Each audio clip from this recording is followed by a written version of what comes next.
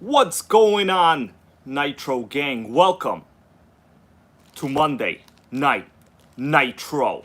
Now today, we have a big job in front of us, guys. I might have to eat a chicken cutlet to prepare myself. I just don't know yet. Let me give you guys a minute here to come into the stream. By a minute, I mean about 5 minutes. Okay? And then we will begin talking about... Well, what do I have in my hand? You guys remember what this is? This is the velocity of beast. Velocity of beast, guys. I'm not even playing around. That's what this thing is called. Velocity of beast. So, let me give you guys a chance here to come into the stream. I see we got Torque RC. I see Barista Craig is in the house. We got Supreme Capone, Ethan Rodello, RC Nitro Flux, Rob Brain. All right. So, Alan Patterson is here as well. Hunter's RC, Bob's RC. Everyone's starting to come in. Let me ask you guys, how is the stream quality? Stream quality okay? I'm not at a Taco Bell right now, so I can't guarantee anything. Let me just tell you the reality. I cannot guarantee you a top-notch quality stream because yesterday, when I was at Taco Bell, it was so fast that it actually amazed me. It amazed me. Now, I have a lot of stuff planned for this video. Some of it hopefully gets done. Some of it, well, not some of it, all of it. We're going to do all of it. I have big plans. All right? Now, we're still waiting a little while. Now, in the thumbnail to this video, you guys just saw I have the engine in parts. So you see this right here? This is the engine block, and all of the parts to the motor. I was up fairly late last night. You know, when I came home, I was full. I ate Taco Bell just before. You guys were, some of you might have missed the stream. Some of you might have not missed the stream. I just picked this sickening velocity of beast up yesterday. Now, let me continue and tell you the story of what is going down here. Here's the box. You see the box? This is the velocity of beast box. All right. Now, on top, this is a different car. This is an actual good Nitro. All right? You know what? No, I take that back. Did I just call something bad? Somebody come here and kick my ass. You never call any Nitro bad. Because even the worst Nitro is better than any Arma. You understand? That was a trick. Just playing around, guys. But in reality, this one does have a situation. As you could tell, the body doesn't fit. Okay? Well, we're going to see what solutions I can come up with for this. We might have to get super creative, guys, because actually this guy killed the body. Notice in the back I'm holding it by the body post. Well, that's because this guy cut out the entire window. All right? He killed the window, and therefore now, basically, this is what happens to the body. You see that? You got nothing to mount it on. What an idiot. This guy's an idiot. If I could have met him, I would have kicked his ass. He killed the perfectly good Camaro SS. All right? I'd have told him, you're an idiot. Anyway, basically killed this body, but we might have something up our sleeve in a little while. This is Monday Night Nitro after all, and hopefully someone will come up with an okay suggestion, but I gotta tell you, I did a lot of thinking. There's pretty much nothing I came up with for fixing this. Hey, we got Mike Nieves in the house. What's up, bro? We got the NitroGang Queen, Melissa herself. How you doing? How you doing? I'm happy you're here, all right? How you doing? All right. So, we're going to do a lot of stuff, guys. Now, let me just refresh some of this information here. Make sure the stream quality is good. So, it should be recorded in 720. You guys let me know if you're enjoying it in some 720 quality. Because if it's not 720, I'm going to have to call up Verizon. Kick their ass. All right? Now, let's continue talking about what we're talking about. So this is the velocity of speed. Beast. Velocity of beast. Sickening. We're going to test out everything today. Okay? I'm not playing around. We're going to test this thing out. And I've actually been able to dig up a vintage RC magazine. Check this out. That's right. I know some people in here love the vintage RC Max. This is one that has never been seen before on my channel. Never seen before. And there's an advertisement for a similar one in here. Very, very similar one. Okay, not exactly the same because, you know, can't get everything you want in life, right? But similar. We'll say that. Now, the engine, I have the engine right here. You want to take a look inside? What do you think about that, guys? This is the motor. It's a 0.18 small block. We're going to make it great today. You understand what I'm saying? No nitro is ever going to die on this channel. Right? Yeah. Fire in the hole goes buggies and truggies. That's right, man. That's right. ACD goes happy Monday. It's Monday Night Nitro, bro. That's right. Now, I just fueled myself up, you know, right before the stream. I had a chicken cutlet, okay, a chicken cutlet. Basically had a chicken cutlet in this hand. I was walking around, eating the chicken cutlet, thinking of what I'm going to talk about. But the thing is, when it comes to Nitro, I could talk for 3 days. So really, you know, you understand what I'm saying. It's not the Armor Gang over here. They don't walk around with chicken cutlets. You know what they walk around with? Celery. They walk around with celery and carrots. Sickening. All right. No Taco Bell goes MC Nitro. So yesterday was Taco Bell day, bro. Yesterday, that was yesterday. We got a question here from Barista Craig. What edition magazine is this? Okay, what edition is this? So I'm going to look. This is March 2003. All right, it came with a very special insert. You guys see what's inside here? It came with a very special insert inside here. I'm going to pull it out. Should we pull it out? Special insert. This was only for the Nitro Gang. No one else got this. All right, so don't open up your magazines and expect to see it. All right, so. That's right. This is the upside down. Sickening. This is the Back to the Future license plate from the DeLorean. All right, what do you think about that? We got props in this house. Props. So you're not gonna find it. Don't dig for it, okay? They only sent this to me. I'm gonna put it right next to the TC3 over here for safety reasons. All right. We got the pulse starter. I literally have every single engine and exhaust related part in the bag right here, guys. And I'm going to be assembling the motor. Now, I just looked at the motor and there are a couple really weird things on it. As soon as we do close-ups of the assembly in the motor, I will show you. And it's a little bit interesting, okay? So, this is the Nitro RS43. We will talk about this in a little bit. If anybody has any suggestions on how to fix what this guy killed here in the back. So basically, I got this body, right? This is a separate, this is not related to this car. So I have this body. I got it in like some other RC deal I had. And if you notice, the entire rear window is cut out. The guy cut out the whole freaking window, including the post mount. So now, no matter what you do, you're going to get this. You understand what I'm saying? It's basically useless.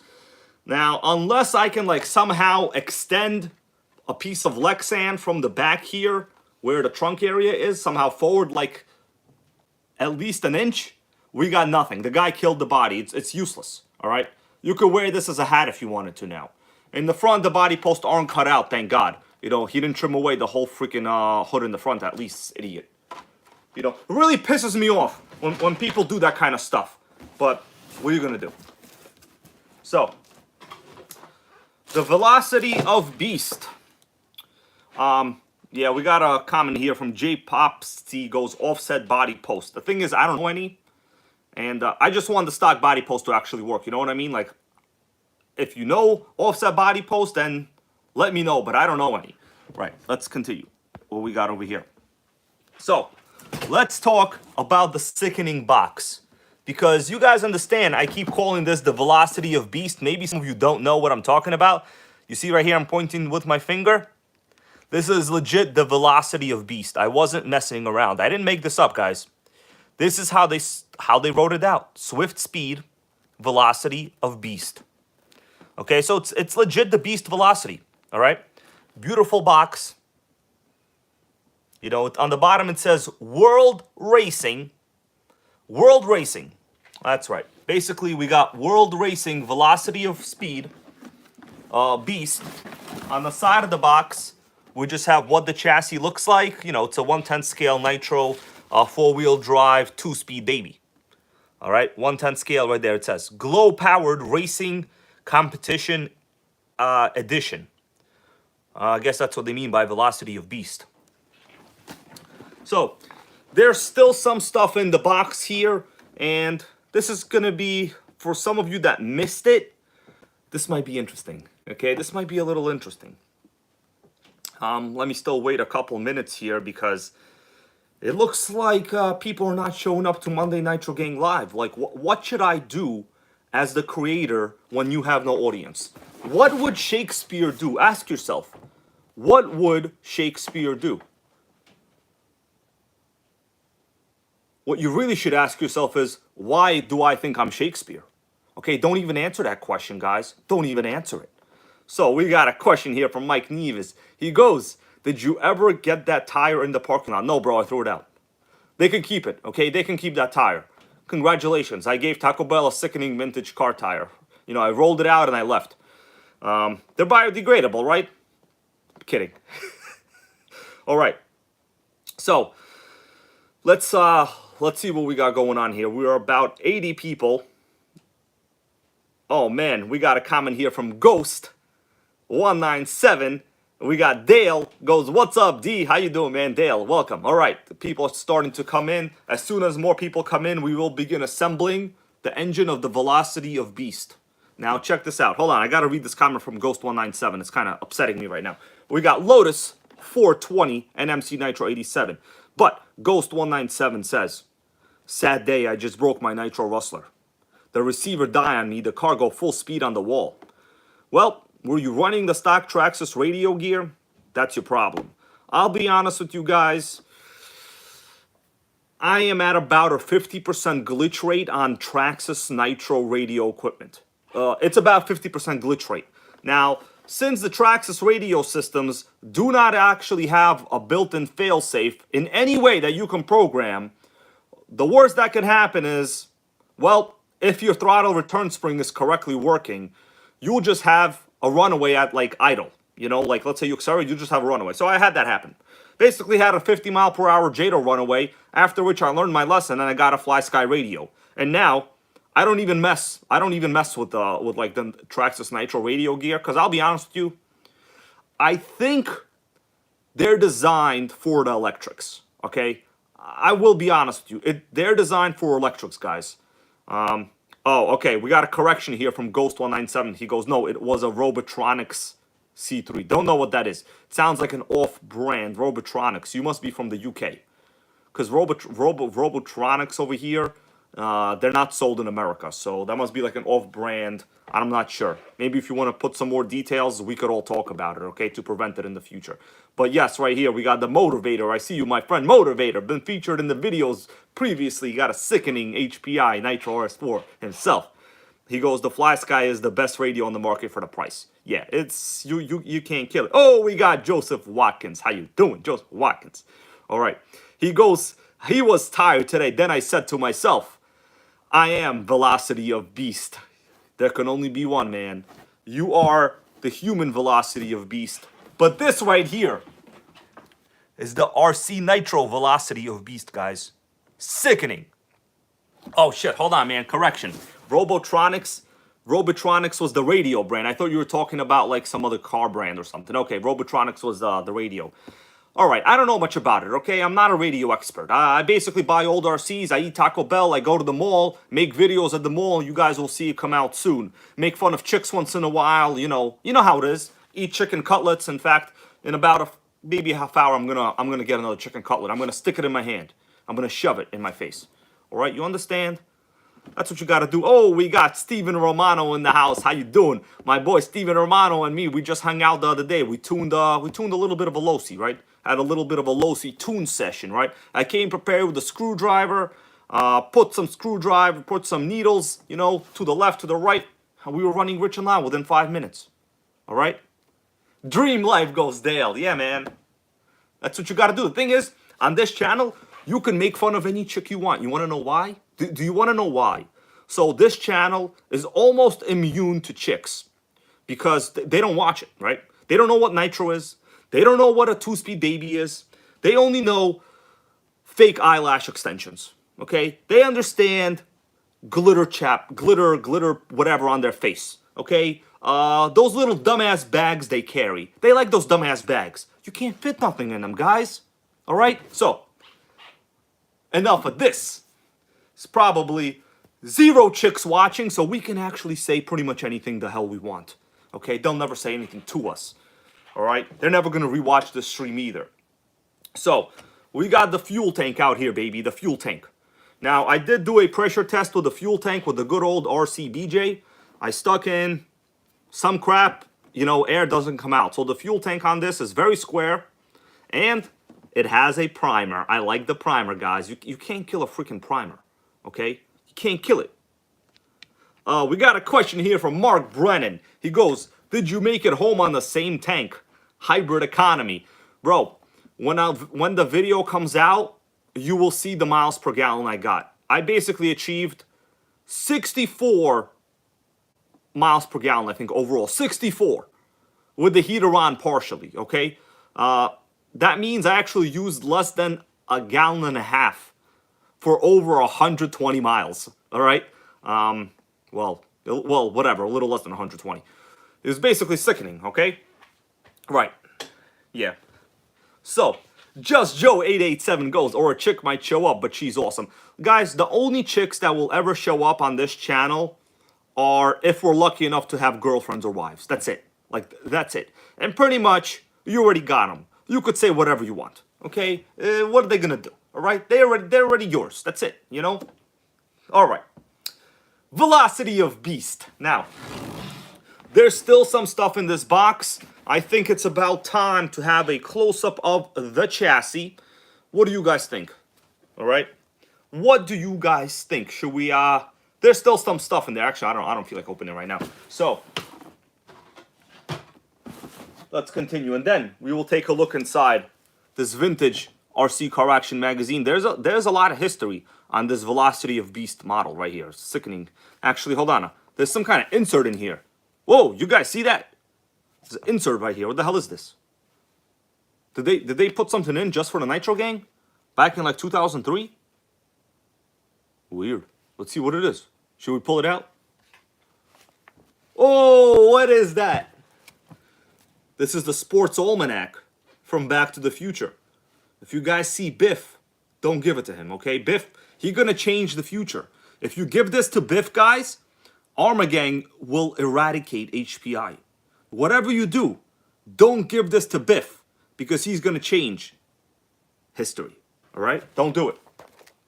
So, we're back to the stream. Let me just once again confirm we got John Sims over here and Mr. No Name. How you guys doing? So, Matt Von Olsen goes, are you going to fix the motor? Yes, man. I'm going to work on it right now. It's just, you know, it's a little early. I'm letting people come in here for a second. The question from Jeremy Hall, does it run? So when I got it, this motor was more seized than a woman's brain when she's thinking about handbags. You understand what I'm saying? Yeah. All right. So check this out. Sickening. So I washed this in the sink with soap and water, obviously. You know, I heated it up with like a heat gun. I put some 3-in-1 oil. And now, you can't kill a vintage Nitro motor. Check this out. Clutch bell spins, baby. Oh, we got Manuel Maldonado in the house. How you doing? So, actually, Manuel Maldonado, I want to say a big thank you. So, there will be a part. Let me see. Where did I put my bag? There's a part in this bag that came directly from Manuel Maldonado. I made sure that I gave him the proper acknowledgement. So, the part he gave me, and it's an instrumental part. I'm showing you just one. He actually sent me 4 of these. These are the best glow plugs that you could ever have. These are OS LC4 medium heat range glow plugs. Guys, I put a link to these glow plugs in the description to this video. It literally says the glow plugs I use at A-Main. They're like $8.99 or something. Get them. You can run them on all Traxxas cars. You can run them basically anywhere. There's nothing better then an OS LC4 medium heat range plug. So special thanks to Manuel Maldonado. And he did send me a couple extra gifts. It was my birthday last week, right? So if you look at my channel name, it says Hybrid 32494. So I'm not born in 94. I'm older than 94, right? Much older. I can't tell you because, like, you know, Nitro vampires, right? That's why all the videos are like at night right now, playing around. So these are the most sickening glow plugs you guys can use. And at A-Main, they're legit the cheapest you will ever find them. What are they, like $8.99 right now? Medium heat range. Now, a lot of people like to ask, well, you know, you should ask. They ask, well, what is it? Heat range, high, cold, cold, hot, super hot, whatever. Get medium and don't ask dumbass questions, okay? Just get medium heat range, you'll be fine, all right? It's medium. You take the average. It's like, let's say, there's like an okay chick and then there's a really hot chick. If you take the average of them both, you have a chick that you can get and she's still hot enough. You know what I'm saying? Yeah. So, yeah, I see a comment here from Lotus420. He goes, that's cheap. OS is $12 on my hobby store. Yeah. So these glow plugs are at least over 10 almost everywhere.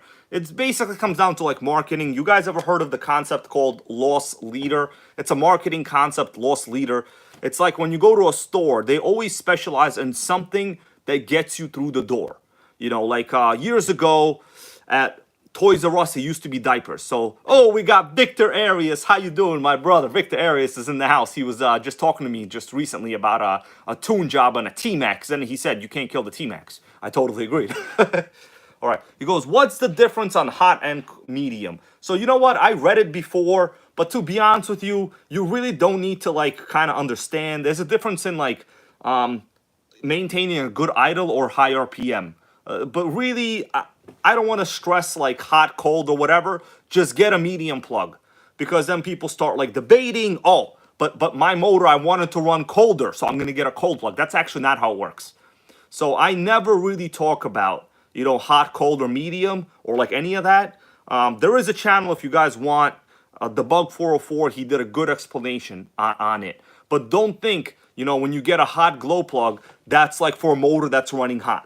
That's actually not what it is. I could pull it up right now, but I'm not going to, so let's just continue. So, once again, special thanks to Manuel Maldonado. He's going to be having a sickening glow plug in this motor when we repair it.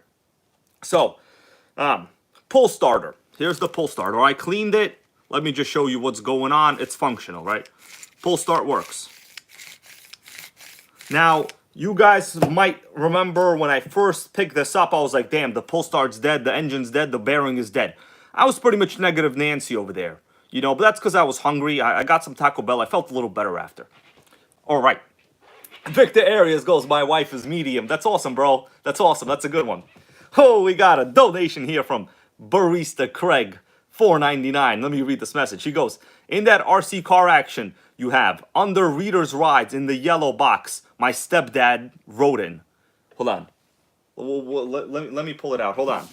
Okay, in that RC, let me see what he's talking about. In that RC car action magazine you have, under reader's rides in the yellow box. Okay, let me look it up. I'm going to look it up, bro.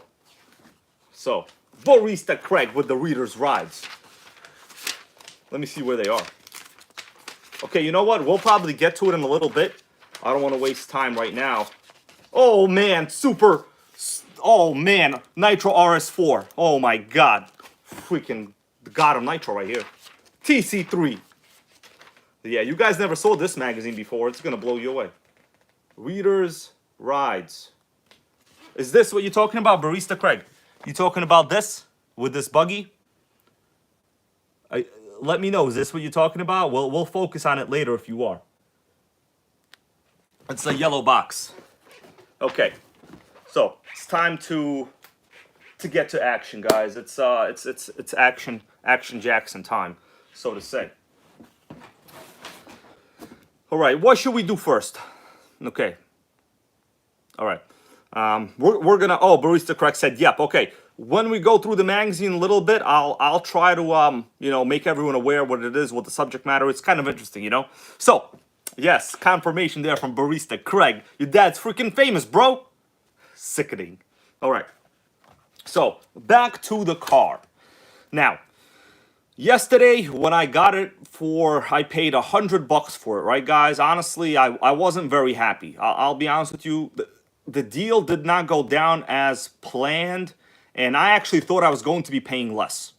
So, but that's another long story, whatever, Taco Bell, I basically forgot about it after. So, here's the body. It's the original body that's on the box, you could see. Now, there are a couple things here. Oh, we got AJ Fresh. He goes, sickening. Yes, bro. All right. The only problem I really see here is the guy tried to murder the windshield over here. So he cut the windshield out the worst way I've ever seen. I don't know if he used like a jackhammer. I don't know if he used like a toothpick. We just don't know what he did. But later on, I will just Dremel it out and make it smoother. So in this video, I'm not going to do it because there's going to be dust all around. But I will be Dremeling this out. So for those of you that want to know, I'm going to Dremel it out to make it smoother so it doesn't crack further. All right, so that's what we're going to do, guys. Beast. Velocity of beast right here. So, yeah, the body is, it's cool. It's a Ferrari, right? I'm really not a Ferrari guy. Like, I actually don't know anything about them. You know, if you want me to make fun of, like, a Camry, I will. If you want me to make fun of, like, some kind of actual drivable car, I will. But if you ask me to talk about Porsche Caymans, I'm not going to know much about them, okay? Because, like, I don't care about them. I'm an average dude, all right? That's what it is. All right. We got a donation here from Jordan Thomas. He goes, let me read this. He goes, $9.99 for hybrid and $10 for T-Max Tony. You know what? That's a good one right there, bro, Jordan Thompson, because T-Max Tony is going to be coming back because my green T-Max is repaired. And the next video I'm planning when there's good weather, I am going to try to kill it in the sand. I'm going to jump the shit out of it, and then we will see whether we can kill it. Now, I already killed it one time, but it's a T-Max, and it's a Nitro, so really, you can't kill it, guys. It doesn't matter how you call it, you can't. So, thank you, bro, Jordan Thompson, yeah. So, let's continue here. Guys, now, let's remove the body. I'm going to show you under the body and the hood, so to say. All right. Hungry Frog goes, will T-Max Tony be driving it? Of course, man. It's his truck. I can't touch it. He'll kick my ass, man. T-Max Tony bench presses more than I do. All right? Look at me. I'm wasting time, preparing for RC videos. I have to eat chicken cutlets in my hand. I have no time to hit the gym anymore. T-Max Tony got all the time in the world. He got the chicks, too. Trust me. With the blonde hair, he's the Ric Flair of RC, bro. All right. So, let's take the body off. I washed it in the sink, put some WD-40 on it, so that's like your top tip of the day. Clean that. All right. First, 1 second here, guys. Stream quality okay? Or do I have to refresh something? You let me know. Sometimes when you move around a little bit, it seems like it gets a little distorted for some reason. I don't know, but then when I stay put, it's okay. All right. So Mark Brennan goes, I see you got 2 lids. Yes. There's 2 bodies. This is the original one. There's one in the box. I will open the box in a couple seconds. All right. Jordan Thompson, thank you for telling me the stream is good quality, man. Right. So we're going to take a look at this chassis. And you guys will see what I did so far. So as you could tell, it's not much to look at. I removed the engine. We got a 2-speed. We got 4-wheel drive, shaft drive, original electronics. I cleaned it as much as I can, but I'll be honest with you, like, oh my God, it took me so long. We have an HPI receiver. We have a rechargeable battery pack. I actually charged this and it works. Like, I couldn't believe it. This battery works. It looks like the brand, I think that's Orion, Team Orion. It looks like Team Orion if I don't remove it. So, does anybody know the history of this car before we start assembling the motor? What is the history of this? Now, I have something about it in the RC magazine. By the way, the shocks, I cleaned one really well over here. These are the roughest shocks I've ever felt in my life. Now, they haven't leaked shock oil at all, but they are extremely tight. Like, I would think that this would have absolutely zero actual suspension movement while it's driving. I would say zero movement. They might as well put in sticks instead of shocks. And these are original oil-filled aluminum threaded body shocks, guys. All right. So, the wheels, this is the original wheel pattern. Oh, no, shit, it's not. We have the original wheels in the box. My bad, guys, my bad. Got the wrong wheel pattern there. Mixed up. Now, let me see. Mark Brennan goes, someone tried to kill it. So the guy that I bought it from tried to kill it. You know, he basically, it wasn't a good deal, okay? Whatever. I'm not going to badmouth him right now. We're sitting here with the car. People like it. You know, I would have bought it anyway, but the deal didn't go as planned. I'll be honest with you. I was a little bit freaking angry, all right? So, this is the chassis. The question is, I want to ask you guys, does this chassis remind you of anything from another manufacturer? That's the question. You know, I like to do a little Nitro trivia, right? The thing is, the Arma Gang, they're never going to ask you shit like that at all. All they're going to ask you, you want to hear an Arma Gang question? I could tell you because I've hung out with them many times. Many of them are my friends, right? You got to know your enemy, so to say. You got to know your enemy. John Sims goes HPI. Nope. Another one. Less known brand, man. Less known brand, bro. So, right. Yokomo goes Texas Hill Country Custom Homes. Now, Texas Hill Country Custom Homes always has the right facts. Always the right facts. Mr. No Name goes Exceed RC. Hungry Frog goes Duratrax. So far, all of you guys are incorrect. But I have definitive proof. I have it. Some of it is in this box. Some of it is in this magazine. So, I'm going to... Shit, I flipped the page. I lost it. I have to check it again. I flipped the page, guys. Sorry. Sickening idiot. Okay. Man. Being an idiot is hard, you know? Luckily, none of us are. Okay, we got a right answer here from Derek's Garage. Derek's Garage goes Smart Tech. You're a genius, bro. You are a Nitro Gang genius. You have just been promoted to the VP of the Investigations Unit. Derek's Garage, you're the VP of the Investigations Unit, brother. Okay? When we don't know shit, we're now going to go to Derek's Garage. Right? That's what we're going to do. So, actually, hold on. Derek's Garage, let me check this out. You're a YouTube channel, right? I think you're a YouTube channel. I can't check a different link right now, but just tell us. People deserve to subscribe to you, bro. Okay? So, David Perez goes HSP and Acme. It's possible, but my only real definitive proof is what we're going to look at in this magazine right now. So, before we start building the car, let me do this, guys. I'm going to take the parts out. Okay, so I'm going to slowly take the parts out. We'll look at the parts. And then we will build it back, make it greater. And then, you know, I don't know about testing today. By the way, this has a very interesting carb. When I show you the carb, it's going to blow you away. The carb blew me away. Blew me away so far, I had to put a jacket on. So, let's take all of this crap out. Okay, this stuff we don't need, so it's old. Right. Oh, by the way, somebody asked me, how's my low C aftershock doing? You guys remember the low C aftershock I did? Yeah. Yeah, Derek's Garage right here. I knew it, bro. I saw one of your videos a while, like, I think this week I saw one of your videos. That's why I knew you had a YouTube channel, man. I'm pretty sure I'm subscribed. Everybody, go subscribe to Derek's Garage. We got to support the Nitro Investigator over here. He goes, yes, I make videos every week. Next video will be the off-note with a 2-speed. Sickening. That is sickening. So, we got a question about the low C aftershock. So, I'm sitting here with a part that I recently purchased. This is the front or rear bulkhead for the low C LST or aftershock. So, remember when I said before I bought the LST2? Well, it's the aftershock. It's basically just a different chassis. Slightly updated model, different, you know, no reverse type of stuff. So we have, you know, surprisingly, you can get this on A-Main, right? They still sell low C LST and aftershock parts. Like, I couldn't believe it. They have parts for like more than 15-year-old discontinued trucks. Sickening. So this was like $12 for bulkheads. So I'm gonna replace this in the truck later.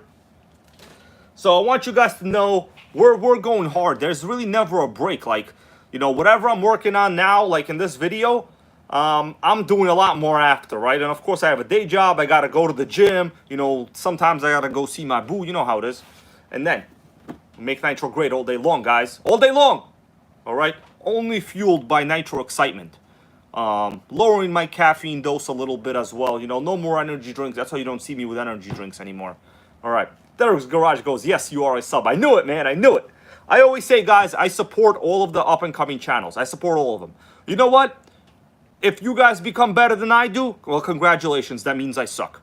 Okay, so hopefully you become great. We all become great, and Nitro becomes the greatest. All right, guys. So that'll be awesome.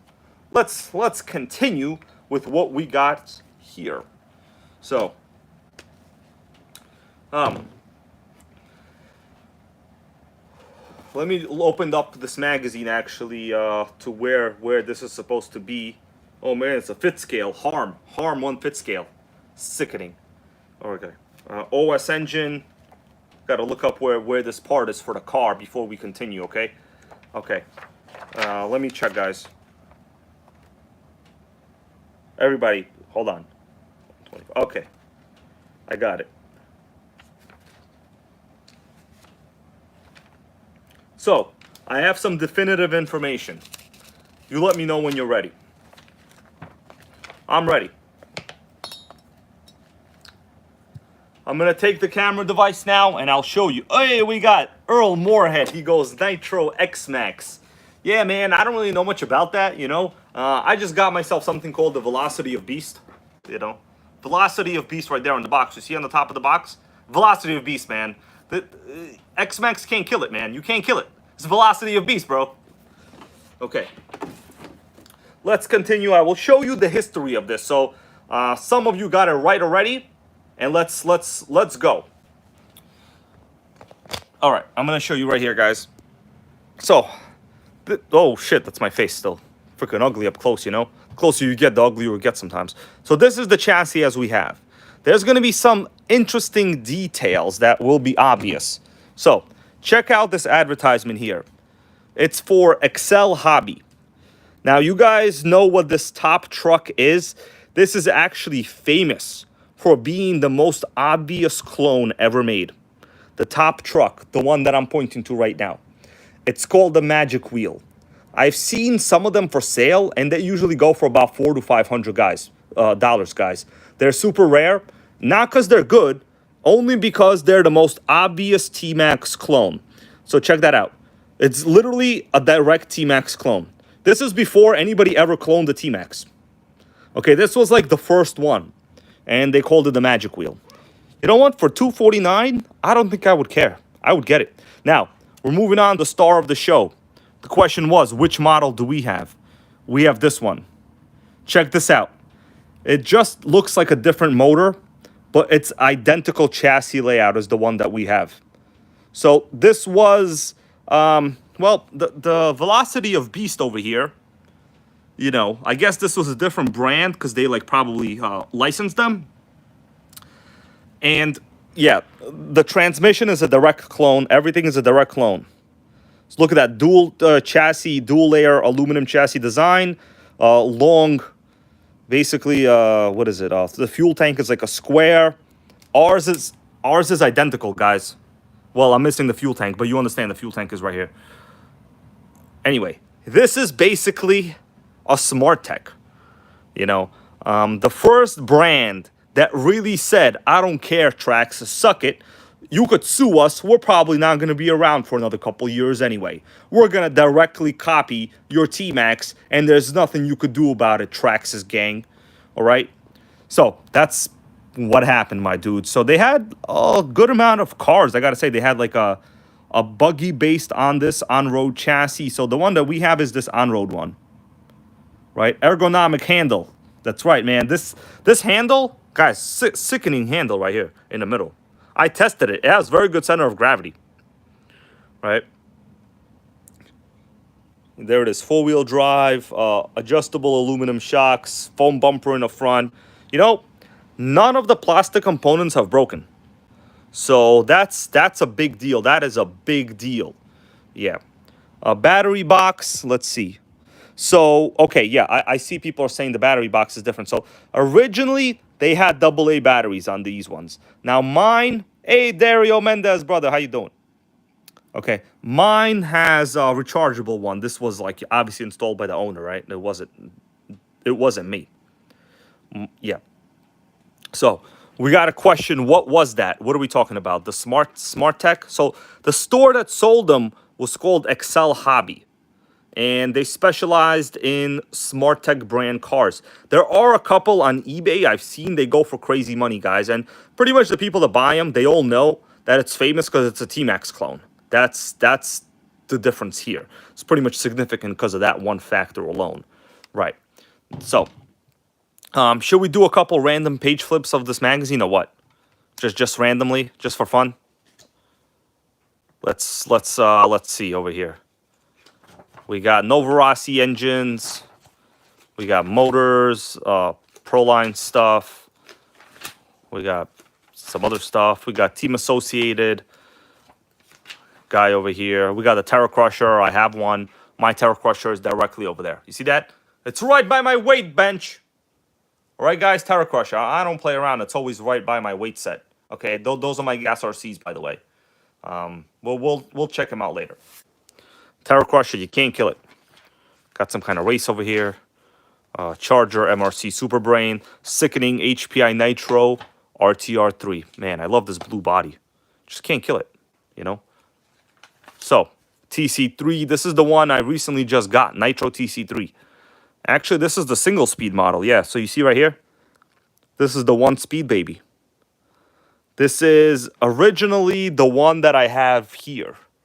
But this one's been modified to a 2-speed. So TC3, man, sickening. Kicking ass back in the day as well, right? Let's continue. This is a bunch of stuff. Oh, you know what, guys? I think I saw something interesting on the cover. What does that say? Savage 21 tested? This is the first test of the Savage 21 ever. The first test ever. You guys want to take a look at it or what? Should we save it for later? We got a chick on the cover. Page 72 with chicks.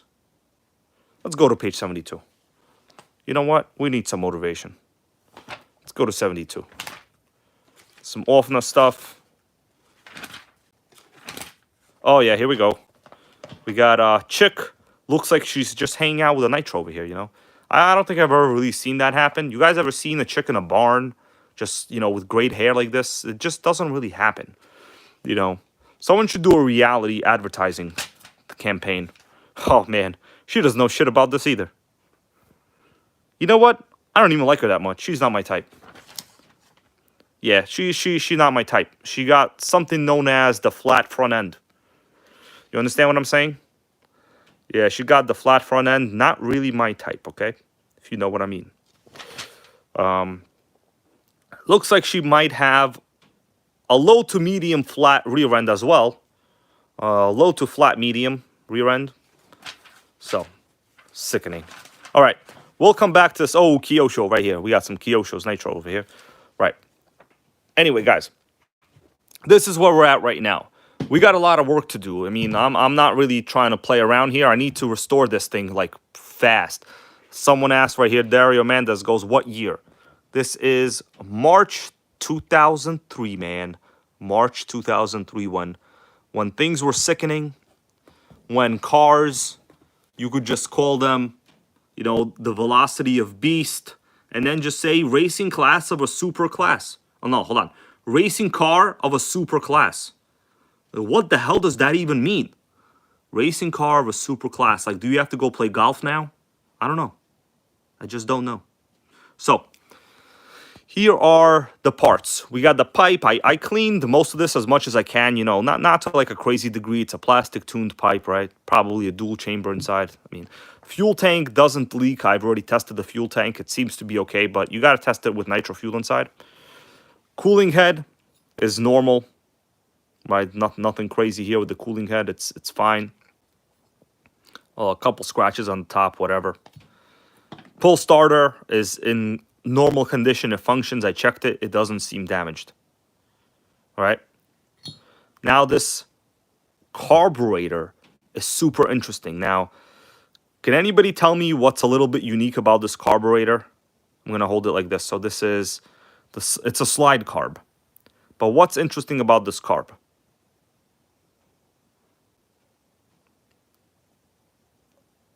Well, I don't see anyone saying much, so I'm just going to open it. So check this out.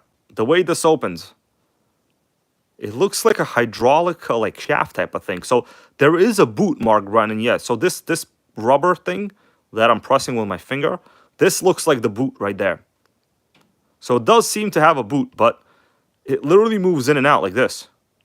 Usually this is not how parts move because you can get dirt inside. You know, usually you have the boot over the entire mechanism, not like the way it is here. It's so weird, man. I've never seen that really in my life. Also, I mean, I tested it. It doesn't seem like it's losing any kind of vacuum. I blew through both of them and I plugged it like this.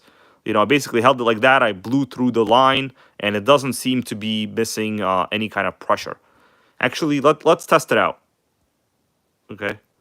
Yeah, so yeah, people saying exposed car barrel. Yeah, I've also never seen that. It's kind of weird, man. I'm hoping so. Basically, let's say I hold it like this and I hold it. Let's see, I'm going to blow through. Okay, so as I'm blowing, watch the car barrel. It's going to open. Check this out. We're going to do the good old RCBJ, you know, yeah, something, you know, whatever. So watch this. I'm going to blow in the fuel inlet, and basically we're just going to see it come out, and I'll just let you know whether I can feel or hear air seeping through. Let's see, watch this. See that? Sickening. Oh yeah, pressure. Sickening right there. Yeah, so there's nothing coming back out. And if I suck in it, also nothing. So it seems to be sealed. I mean, literally, you know, if you blew in it like that, if you felt like air coming through, then it's not good. But I don't really hear or feel anything. Now, let's take a look inside the motor. I'm going to put the light on a little bit. Actually, it's kind of dark. So, let me show you guys the motor here. Oh man, hold on. Gotta do it like this. Okay, so, oh, it's still my face. Shit. Okay. Now, here's the motor itself, the star of the show, some would say. There's another weird thing about it. So at first I thought this was the gasket, but it looks like the carburetor goes directly into it. So this thing, I guess it comes out, I don't know. But it looks like, you know, the way it was assembled, it was like this. Oh shit, do I have this in the wrong position? Okay, I gotta move this to the upper position. Anyways, I'll move it. It was like this.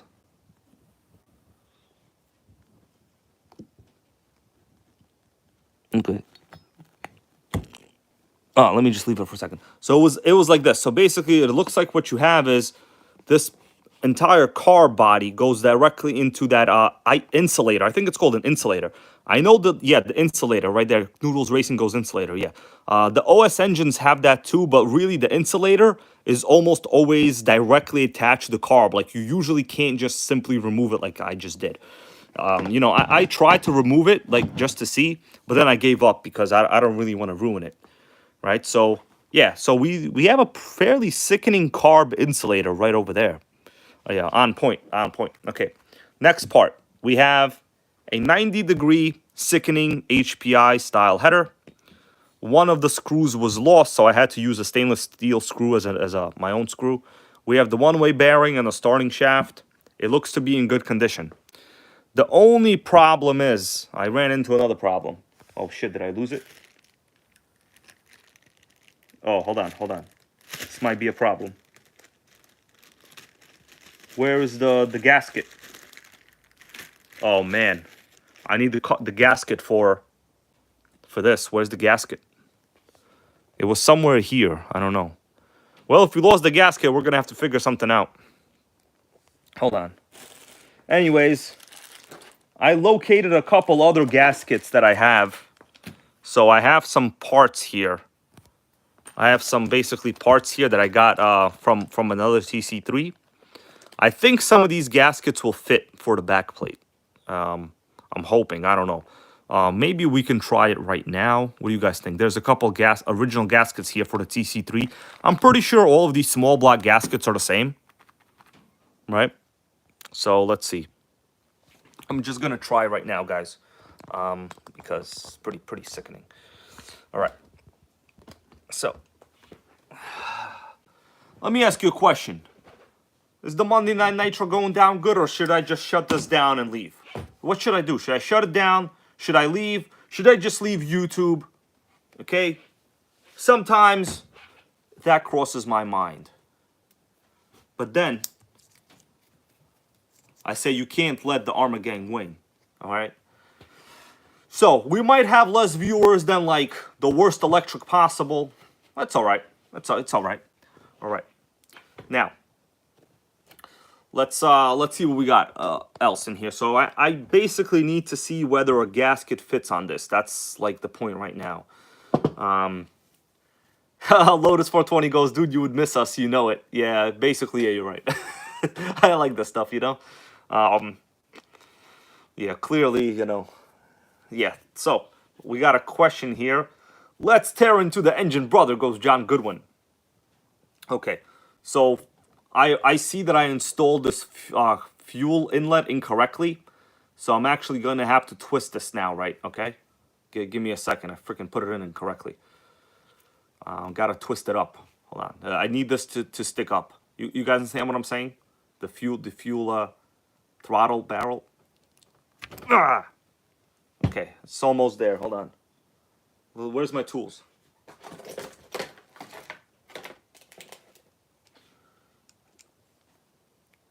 Okay, I'm gonna twist this barrel.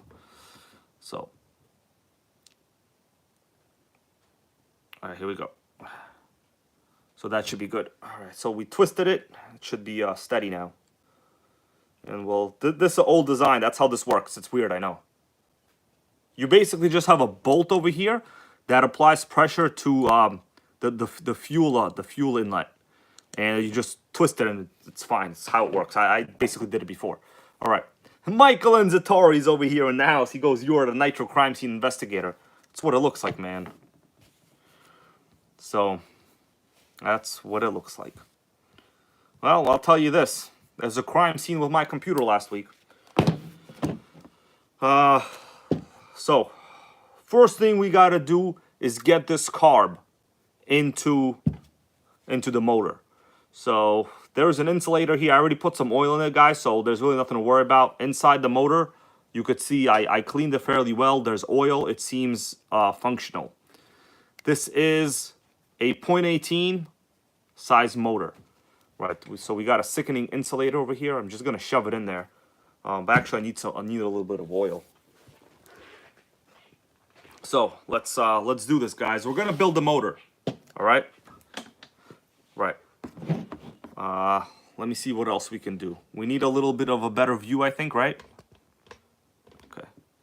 Oh man, this view sucks. Hold on. All right, so let me fix this view for you guys. I'm gonna give you a good view, okay? Let's bring this beast, sickening beast, back to life. Okay.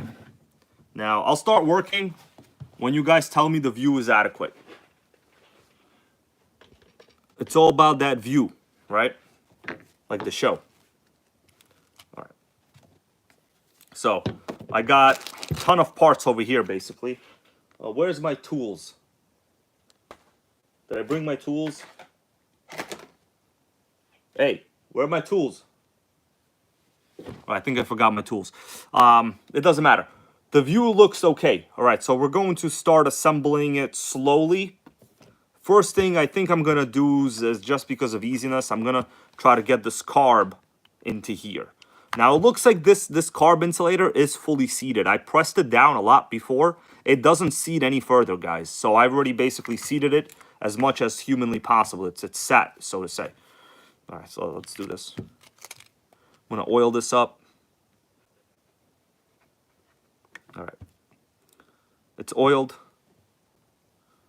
You know, we got some oil on that. The oilage is going strong. So, Stick it in there. All right. So basically almost all the way. Hold on, I gotta press this in pretty good. Sickening. Can't do it. Hold on. Okay, gotta twist it. Oh yeah. We're in there, my guys. Twisted real good. Now, I'm pretty sure it's supposed to be on a little bit of an angle, I think. As it's mounted, you could tell the carb is a little off-center. So it's all the way in there now, right? You could see right there. It's not sticking out anymore. Now I need to just tighten this bolt down, the screw. Hold on. Headbutt that thing goes Mark Brennan. You know, I need to get some tools first, bro. All right, hold on. Let me sit like this for a second. I need to go pick up my tools. I must have forgotten the tools. Freaking idiot. All right, stay here. We have 107 people on the stream now. If there's less when I come back, someone's gonna get investigated. Now, let me ask you a question. Should I come back with a chicken cutlet in my hand? Do you want to see me eat a freaking chicken cutlet in my hand? Then we'll repair the Nitro. All right? Or should I? No, you know what? I'm gonna get Taco Bell after this. I think I deserve Taco Bell, guys. Hold on.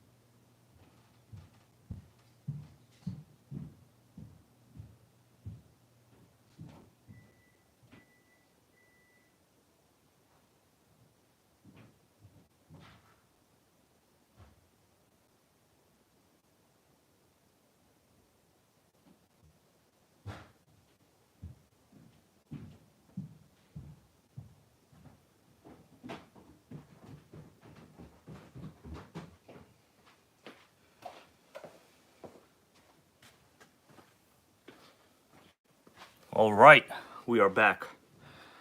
Yeah, we got chicken cutlet, okay? What do you think about that? We got tools, and we got chicken cutlets. Some of the things the Armor Gang and the Crawler Gang will never have in their hands. They'll never have a chicken cutlet or a bunch of tools.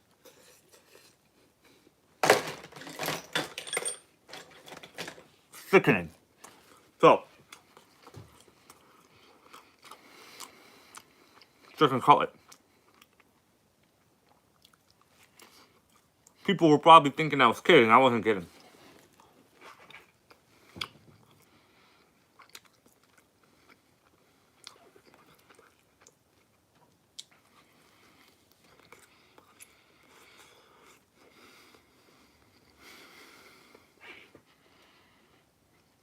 All right. I'm going to chew this in a little bit. I'm going to put it here to the side. We'll just look at the chicken cutlet as I'm working. All right? Where's my tools? I just had them. Okay. Now, we're building the motor back, guys. Let's go to work. Let's go to work. All right. Let's go back to NitroGang activities. Yeah, you see that? We're gonna keep looking at this chicken cutlet the whole time. Because why not, right? Right. So, what was I doing? So I'm going to tighten down the carburetor bolt here. Nut, thrust, I think, I forgot what it's called, the pinch nut or something, pinch bolt or some kind of pinch crap or something. All right, so the motor, okay, so the carb seems functional. Now the next thing we need to assemble is, at best, the back plate. This is the next thing we gotta put in, the back plate. The one-way bearing is okay, I'll test it. So if I spin the one-way bearing, I can see the starting shaft is spinning. Of course, under tension, it might be different. Lotus 420 goes, anybody can't stop looking at that chicken? Bro, I put it here on purpose. Because when like the Armor Gang or the Crawler Gang watches this, they'll see nothing but real man food. Okay, real protein. Right over here the whole time. You know what? Going forward, we're always going to have a cutlet in the videos. Congratulations. Maybe there'll be a freaking steak over here one day. Alright? Sickening. So, let's next. The real problem is I need the gasket. I need the back plate gasket. So I have some parts here from a TC3. This is the recent TC3 I recently purchased. Let's see if these gaskets will fit. If not, I mean, the motor will still run. It'll just leak oil. I'll have to figure out something else. But I could still put it back. Oh, man. Did I bring the THS parts? I had some other parts. Oh, yeah. Oh, yeah. So we have some other parts. I'll show you them in a little bit. Freaking prepared. So these are new gaskets from Team Associated. Hopefully one of them, well, it looks like there's a couple. I'm going to take them all out, okay? So there's a couple. It looks like these are aftermarket, these white ones. This might be like an original one, I don't know. But basically, guys, you know, if you're repairing motors, it's all the same stuff, you know. You take this gasket, you stick it sideways, you put it on top. It's very easy, all right? Hopefully it fits. It should be the same pattern. I would be very surprised if it wasn't. No, hold on, it's a little fidgety over here. Oh, sickening. Man, this is one of those things that is not a piece of cake to do on live video. Oh, man, hold on. What do you guys think? Tell me right now. I'm looking at your comments, by the way. Don't think I'm ignoring you guys. I'm not ignoring you. If I didn't care about like what you had to say, I wouldn't do live stream videos. Oh, man. This is going to be a little sickening over here. Nah, hold on. It looks like it's going to fit. It's just freaking...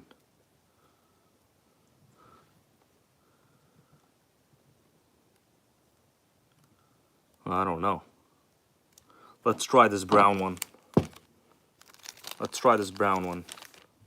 I don't want to rip them. So, you know what? I've ripped one before and it still worked. This one's already halfway ripped. Alright, so my only option now is to rip it and just shove it in there.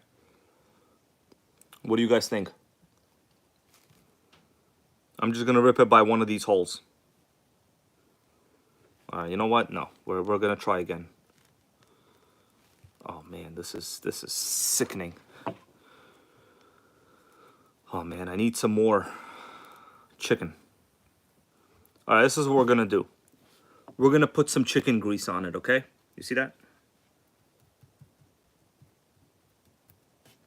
Yeah, we got some chicken grease on it.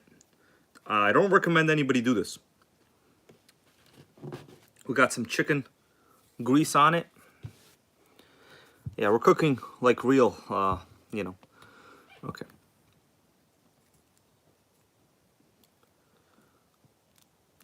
Oh, this might be a different size. But I really don't have any alternative. So what we'll do, we're just going to rip it. Not like I can do anything else with it. Alright, so there we go. I ripped it. It's going to fit now. All that matters, I'll be honest with you, is that one of this ripped ones is at the top. Because when it's applied to the block, it should basically be the same pressure. Alright, so this is the top of the pull start. I'm just going to go like this. So I've already done stuff like this before, guys. Don't think I don't know what I'm doing. And it was fine. Yeah, it's yeah, this gasket is not even close to the same size. Actually, it might not even work. It's too different. Yeah, this is, let me see. Yeah, we got a problem. This is actually, look at that. It's completely different. It's not even close to the same size. See right there? It's not even close to the same size, guys. I don't know. What should we do?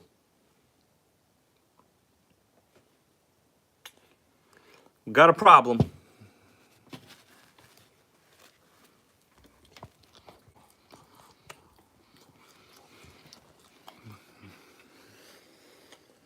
Got a problem. It doesn't fit.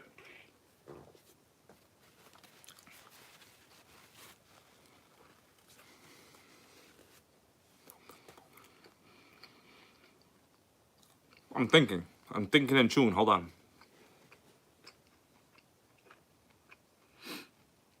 I might have to wait till I get proper gaskets.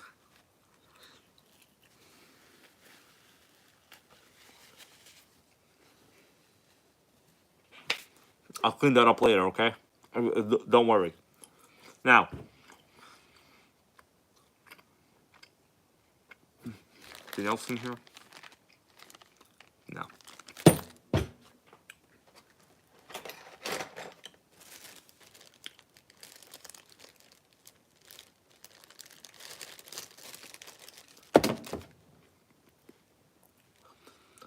Give me a second. I will, I'm going to go check whether I can find the old gaskets. Maybe I dropped it somewhere. I mean, I had it. It was ripped already to begin with. I'm going to go check. Give me a second.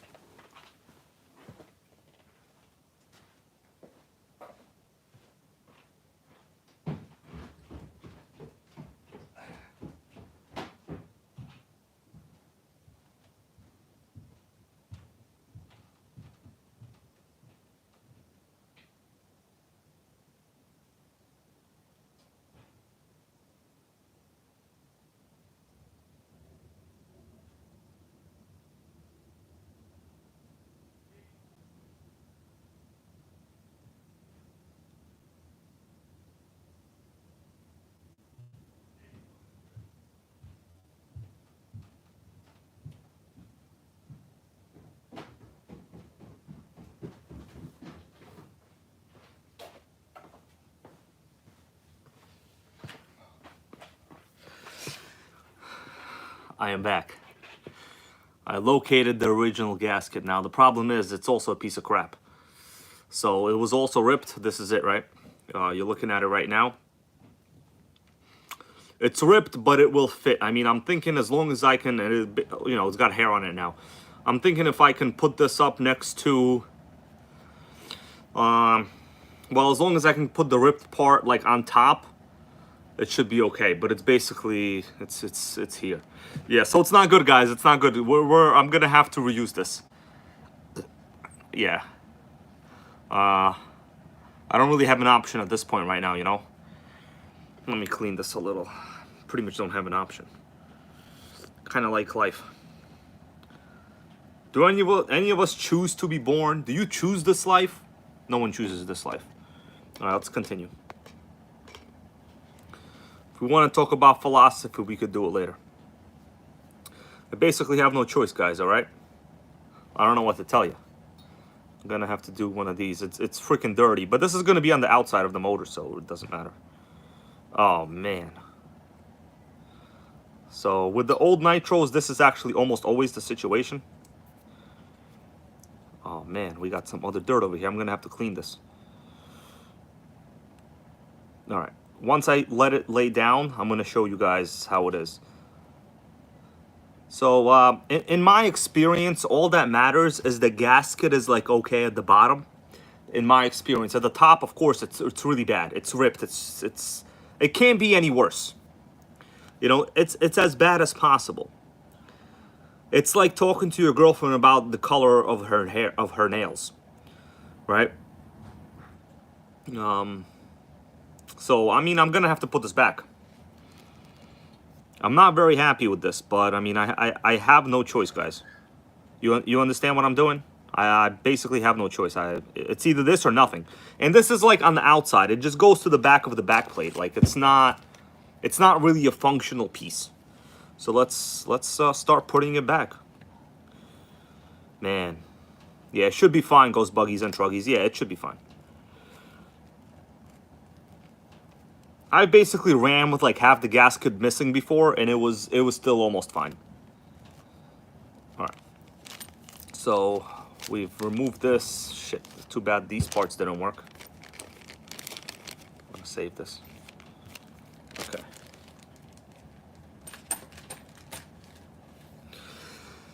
All right, guys, it's time for the important part. I already put oil in there, so it's oiled up. Let's put in the back plate. You ready for this?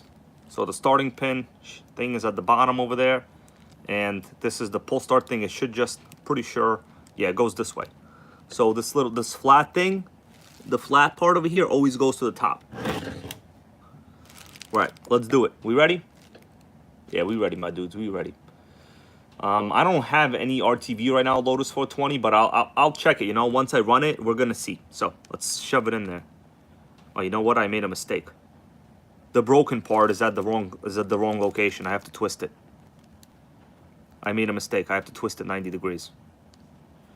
Okay, that's better. Okay, now the broken part is at the top, so oil shouldn't be able to really leak out there.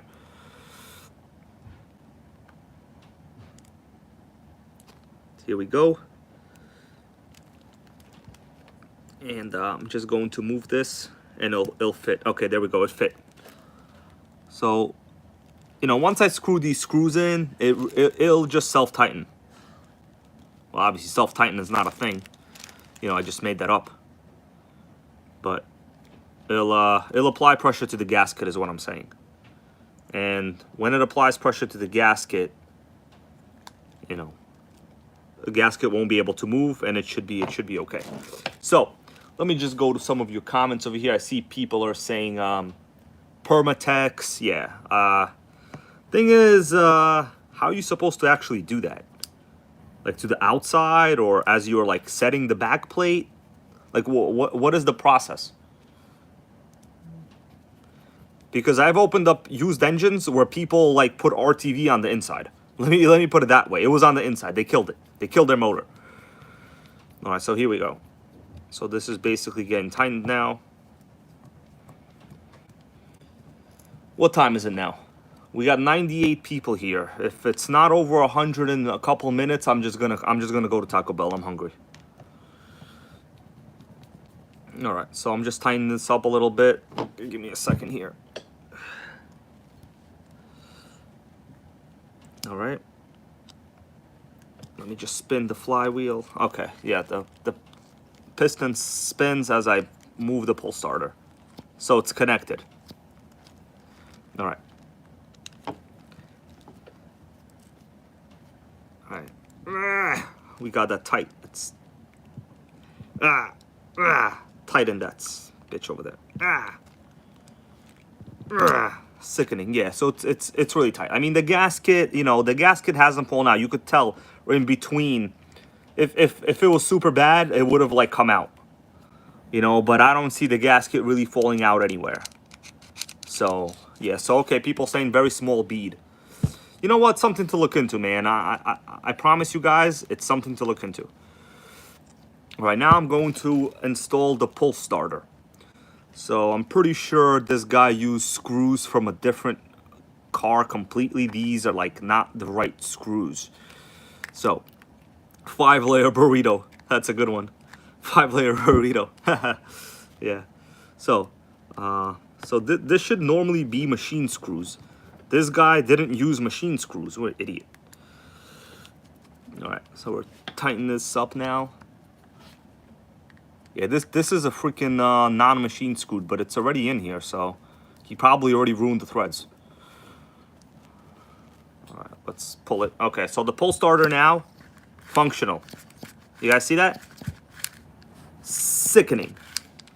Of course, we're gonna have to see later how it goes. Put in the other non-machine screw. basically ruined the threads now, but it's fine.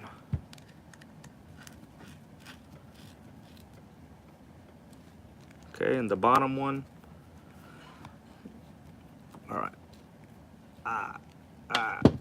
Okay, works good, works good. Okay, now we will start installing gaskets, exhaust, stuff like that. All right, so by the way, when I'm working on stuff, I usually put the screws back in their position. All right, so let me take a little second here, guys. Anyway, guys, what do you think about this velocity of beast? Is it worth repairing? Is it worth restoring? Should I continue? Or should I just throw this out the window and go get an Arma? What do you think I should do? We're never going to get an Arma. We're never going to throw this out the window. All right? Ever. So, let's continue, guys. Well, this is Operation Make Nitro Great Again. By the way, we haven't even tested out the electronics yet. Should we test out the electronics? I have some of it ready. Do you guys want to see the electronics test? I could do a little electronics test for you. Hold on.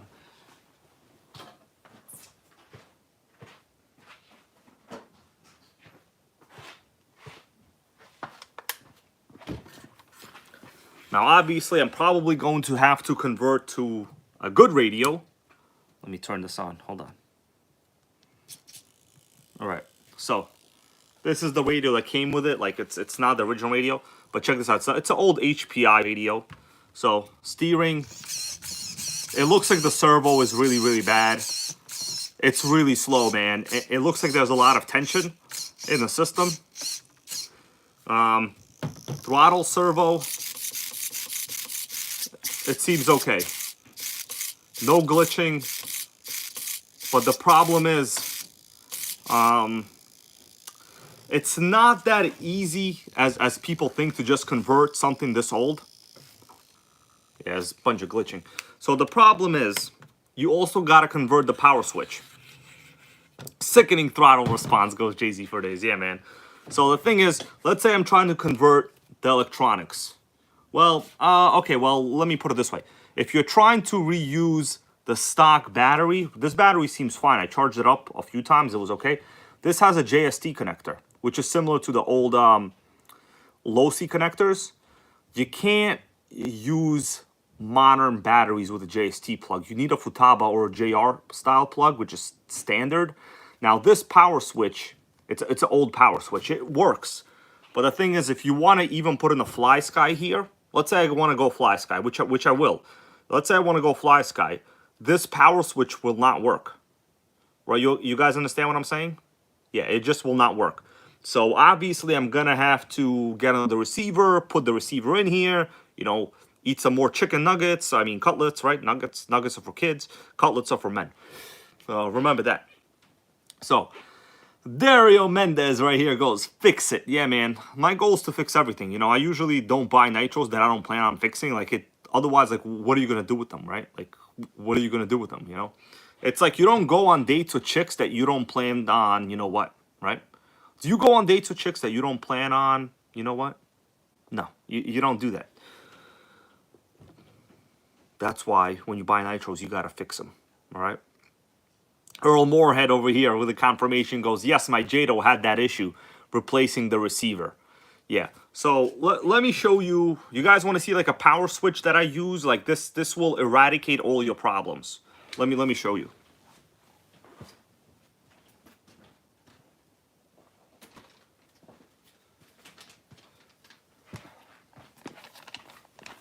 So to get rid of that problem, you would need a completely new power switch. So this is like a set of 3 power switches. I used 2 already from Apex Racing. I get them on Amazon. I didn't put a link to it because like basically no one buys from anything from my Amazon links anyway. So basically I'm just going to have to be poor for forever. Just playing around. This is the power switch you guys need. So if you notice, they're all JR or Futaba style plugs. You see at the end over here? They're totally different than these red JST plugs. Now, years ago, everything was basically JST. Today, Not even your mama is JST. You understand what I'm saying? Earl Moorhead knows the JST power wire struggle. So if you go with a modern receiver, you basically need a modern power switch as well with you know, proper connections, or else this will not be able to plug in to that receiver. So yeah, I see right here the bottom power switch on this power line. You see this? If I show you up close right there, look at the bottom one. The bottom one is a JST plug. So on a FlySky system, the JST plug would just not, it wouldn't connect. Right. So hopefully that didn't go over in too many people's heads, because with old RCs, this is what you run into. Back to the motor? Or what? Back to the motor? All right, back to the motor. Now, let's continue what we got going on. Next thing I'd like to do, and let me think about it actually, if I'd like to do it. Would I like to do it, or would I not like to do it? What do you guys think? Would I like it? All right. We're probably going to install the exhaust header. It's probably the next step. And then the cooling head. Or you could really go the other way around. I like to put in the exhaust header first. So, this is the original exhaust screw, one of them. Like this big one is the original one. And this little one is a stainless steel that I had to get, because it only came with one freaking screw, right? So basically a problem. I have some side exhaust small block gaskets from THS. I got these like a while ago. They were on sale. It looks like THS is dead now. But basically you got to get this. Yeah. Yeah, right here. Okay. Noodles Racing goes, my older MT2 had Futaba. The MT2 G3.0 had JST. That's weird, man. Yeah, almost, generally only like really old things have JST. Or like with AM stuff. Okay, so gonna get one of these side exhaust gaskets. And what we'll do, basically I need to just, oh yeah, hold on. We gotta put the bolt in first. What am I doing? What idiot. Man. I certainly don't miss a chance to make fun of myself. I'll tell you guys that. Okay.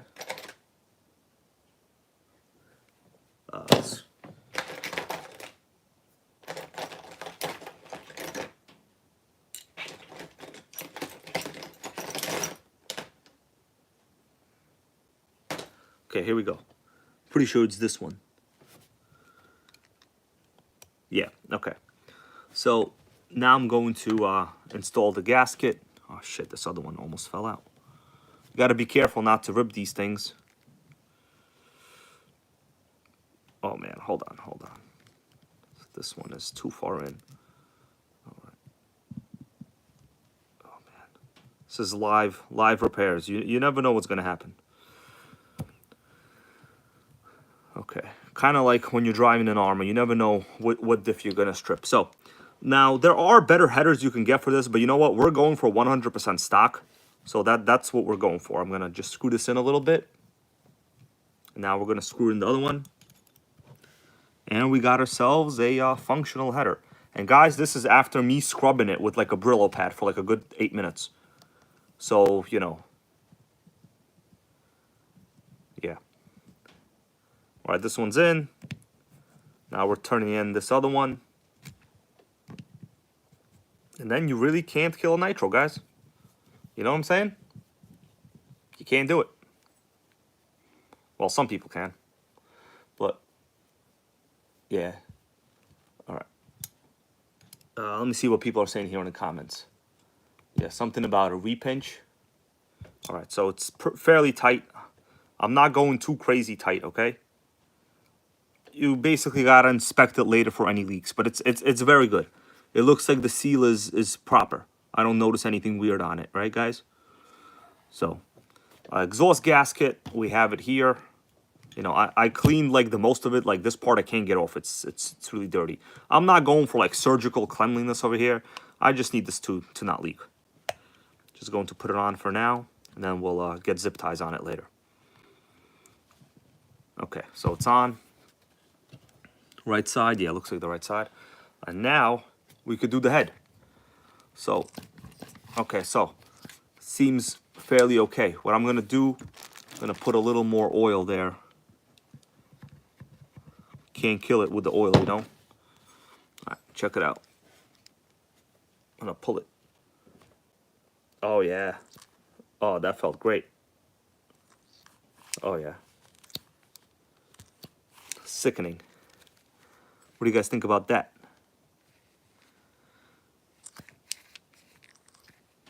All right, so I'm gonna leave it like close to the bottom, a little higher than the exhaust port, almost at bottom dead center. And now it's time to put on the cooling head. Right, first I think what we'll do is install the glow plug though. We're gonna use this OSLC4 like I said before. Get them, they're highly reliable, they're good, you can't kill them. And we're gonna put this in. And then we're gonna test it. You always wanna test your glow plugs. By the way, when you're doing this, don't touch the glow plug element with dirty hands. It's not very good. There's platinum on the other side basically, so it's pretty serious. Okay, here we go. All right, let's stick this in there. So basically I didn't touch it. And now I'm just going to put it into the cooling head, very easy. Okay. Oh, it's crooked, hold on. Oh man. It's good, it's good. I didn't touch it too much. Whatever, you know, if you touch it, you don't cut your hand off if you touch it. All right, so okay, it's in there, and now I'm going to test it. Got a glow driver. I'm using old Team Associated factory team glow driver. We're gonna test this thing right now. Yeah, it's fine. So it's red. You see that right there, red. Sickening. All right, how's the pinch? I mean, it seems fine. When we put the motor back together right now, okay, I'm going to test it out, man. So we got the motor screws. I'm almost done. So then we will test the pinch. So the gasket, is there a gasket here? Okay, so there is a gasket on top there, I can see. Just gonna put it on and go to town. There we go. Assembling it. So first you just want to like get it into the holes, then you can kind of have a party. All right, so here we go. It's in, and then I'll tighten it and we'll check the compression. Although probably should take out the glow plug a little bit because I kind of tightened it up too much. All right, so this is good.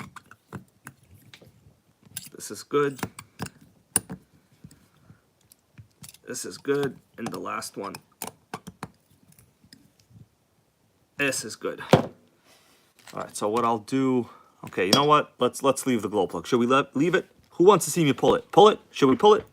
What do you think is gonna happen? Pull it or what? Pull it or not pull it? We'll pull it. Here we go. Oh, sickening compression. Sickening. Crazy. I knew you can't kill it. So the rope is a little weak. I could probably cut off like an inch over here. If I remove this, I can cut off an inch and redo it. Yeah, it looks like this piece of rubber has probably broken off. It probably was taller before. So, sickening compression, guys. Beyond sickening. It's basically done. Well, my dudes, the beast is almost done. Okay, sickening beast. Can't kill it, really. You know, somebody tried, but they couldn't do it. Now, what do you guys think about that? Oh, we got Velocity of Beastas in the house. Changed his username after he saw the sickening Velocity of Beast. Used to be Rush Evo. How you doing, man? How you doing? Right. So, at this point, I could put the motor back in, really, and connect the linkages, and I can't run it because I gotta basically test out like a whole bunch of electronics. But you know what? I don't know. There's already people leaving. You guys, you know, whatever. It's 8:44. I'm hungry. We'll see. Maybe I'll test it. We'll see.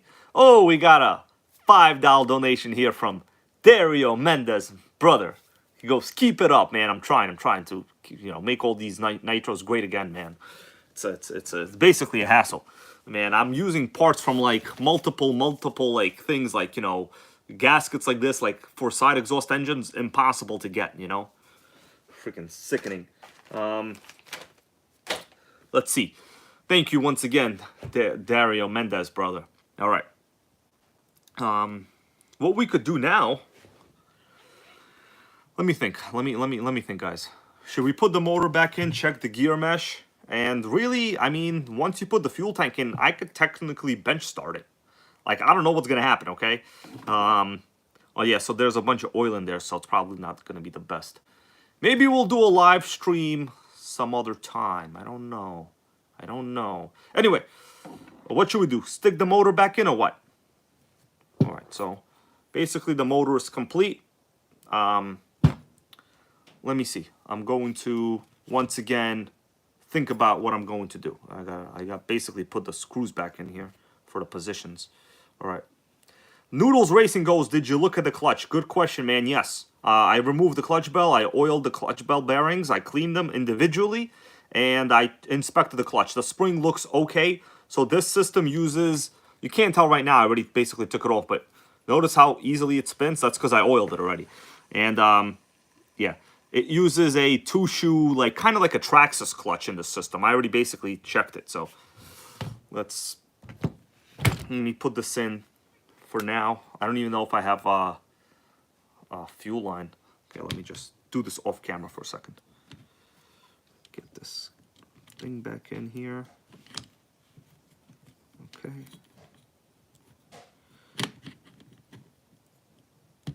Okay, I got the gasket. No, not the gasket. Okay. So, Barista Craig over here goes, do a bench test. I'm gonna see what I can make happen right now. Okay, I'm gonna see. I have a screw to the motor right on my screwdriver. So how about this, guys? We're gonna see if how far we can get. All right, so let's do it. Nitro Beast. That's right. Let's go back to the car. We'll see how far we can get, you know. On my own, I would have been done in 20 minutes, just so you guys understand. Because I'm talking, responding to comments, this is taking a long time. So otherwise, this is, for me, a 20-minute job. So everybody knows. We don't play around. Okay, so here we go. Going to just screw this in now. Oh, hopefully, the gear mesh will be good. But we'll adjust it, like, if possible. I gotta tell you, when I first took the car out, the gear mesh was not good. It was really bad. So hopefully it's not because there's something wrong with the clutch bell, because I noticed the clutch bell is actually a little bit crooked. So it's possible that, like, the clutch bell parts they use in this car were not the best. I don't know if you guys saw during the live stream, but actually in the parts box that I got with this sickening Velocity Beast of Velocity, there was a clutch bell that was broken in two that I got. So I don't have the utmost confidence to begin with. Let me just put it that way. Uh-oh. Okay, we gotta do this again. All right. Alex Rogers goes, what's the best place to get tools? Man, just get regular tools. You know, I'm using old Duratrax and Turnigy tools. Yeah, Lotus 420 goes, it shredded that one. Yeah, so I guess you saw it. It was like a completely shredded clutch bell. I don't even know what it was at first. Okay, so let me just do a test. Okay, so here we go. The gear mesh. So we do have some adjustment. Okay, so as I spin it backwards, the car does want to go back, and it does want to go forward. Okay, so I can see the wheels are spinning as I spin the clutch bell, so the drivetrain is not messed up, thank God. Drivetrain is not messed up, guys. We just got to adjust all this. I'm not sure if these are the original screws because they're too narrow for this hole. Okay, so that's too tight. Yeah, it's too tight. So I'm going to move it up. All right.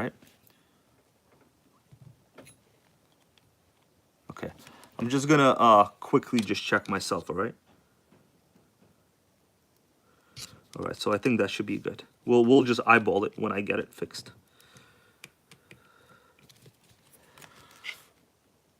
Okay. Okay, gear mesh is fine now. I'm spinning it. You guys could see it. It looks good, right? Right there, I'm spinning it. It looks okay. All right. Maybe a little close still. I don't know. Okay, maybe. We're gonna see. So, regarding the tools, the best tools are obviously gonna be MIP, but you're gonna pay like, you know, $40 a driver for them. So, yeah. This is the hardcore screwdriver. Hold on.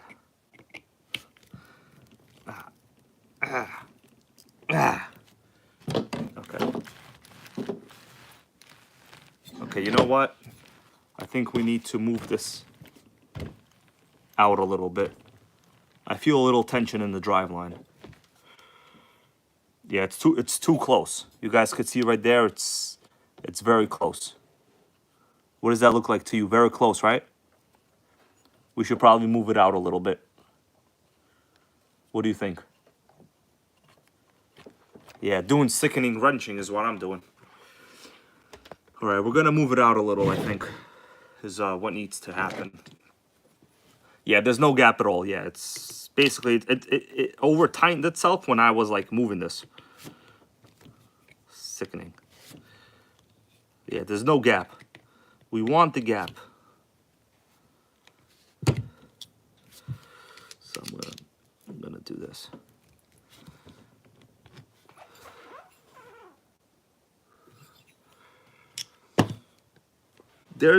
Let me see.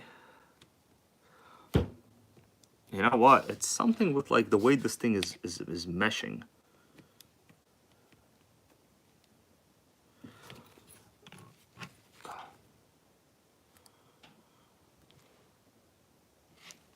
Okay, I gotta take a second here. Okay, no. It's these screws are incorrect diameter for the hole. So it's hard to get the gear mesh.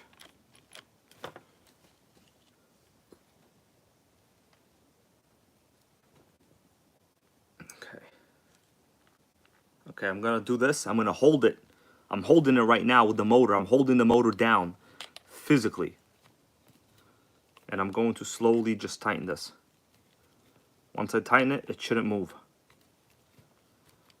Okay. Same result. The same result. No gear mesh. Paper trick nitro. Yeah. Same result. Hold on. I'm gonna adjust it. Again.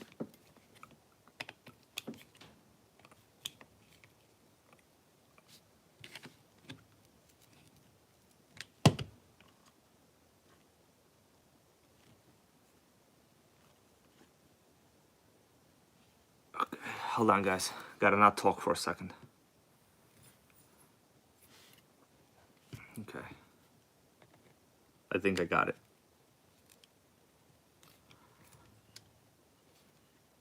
No, I don't got it. All right, I think I got it now. Okay, this should be fine. I'm gonna test it out right now. Hold on. Yeah, it should be fine. It's these screws, they're the wrong diameter for like the hole that they're in.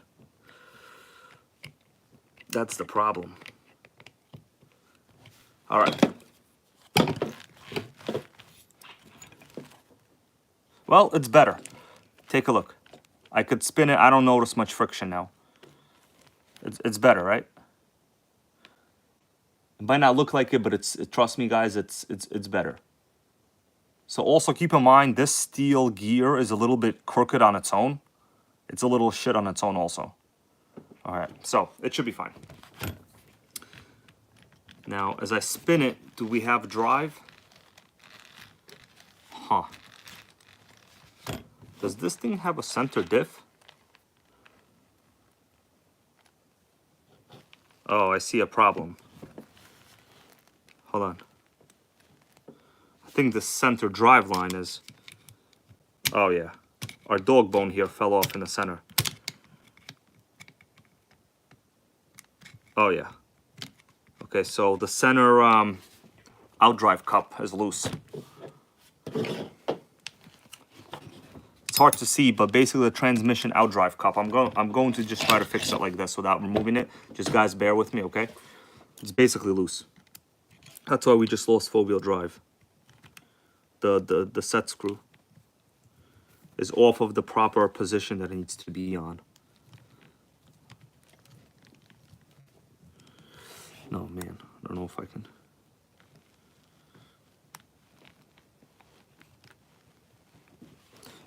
I'm basically just smoothing it, okay. Yeah, Barista Craig goes, I enjoy my HPI Pro tools. Yeah, well, those tools are quite sickening. Shit, I don't know where the center is to this. Okay, I'm gonna get it. I got it almost, guys. All right, so I'm looking for the position where the set screw goes. All right, we got it. Oh, shit. Okay. Okay, let me see now. We fixed it. You see that? I fixed it. Let me show you what I mean. So now, when I spin the rear wheels, we got 4-wheel drive to the front. Well, the wheels are fucked. I fixed it. What do you think about that? We got proper 4-wheel drive. It was that damn set screw. All right, so here we go. It spins. The brakes, let me check the brakes. Yeah, the brakes are engaged. All right. So, put this in. Yeah, the gear mesh is tight, but the thing is, this freaking metal clutch bell is actually a little bit crooked on its own. So I'm looking at it, it's actually not too bad. Like, going forward, it rolls fine. Going forward, it rolls fine. I don't see anything wrong going forward. It rolls fine. Right, next thing, fuel tank. How am I gonna get this over here? Okay, this has to be trimmed. So we got an old part of the fuel tank line, and this part is in good shape. Okay, so first I'm going to check the bottom. Okay, so the bottom is good of the fuel tank. It goes, man, which position did it sit? I think I think it was this position, yeah. So like this, man, it is really close to, oh, that can't be, hold on. It has to be this position. No, it's this position. That's weird. Look, maybe when the exhaust pipe is there, I don't know. So if I have it to the bottom of the chassis, check this out, guys. Are you looking? I have it at the bottom of the chassis. It has to go over here. It is really close to the clutch bell. It's literally hitting the clutch bell. All right. Yeah. Noodles Racing goes, how many clutch bells have those plastic gears destroyed? I can guarantee you at least one set. I've seen it in the parts box. So this is supposed to definitely be positioned this way. I'm thinking if I reverse it, will it be an easier fuel line flow for me? See, I'm thinking I'm just gonna reverse it. How else is this supposed to go? No, then it's in the way of the steering. Huh, hold on. What do you guys think? Look at the box, Lotus 420, yes, I just did. Let me show you. So let me show you the box. Okay, so this is the box. You see right here on the car, the back of the tank is facing the window, right? Notice the back of the tank on the box is facing that direction. That means the fuel line is facing the clutch bell. It's literally like this. I don't know how that was even done. Weird. Weird, right? It's definitely facing the right direction on the box. So if I have it this way, I'm thinking, what if I go this direction? Well, then it's close to the steering.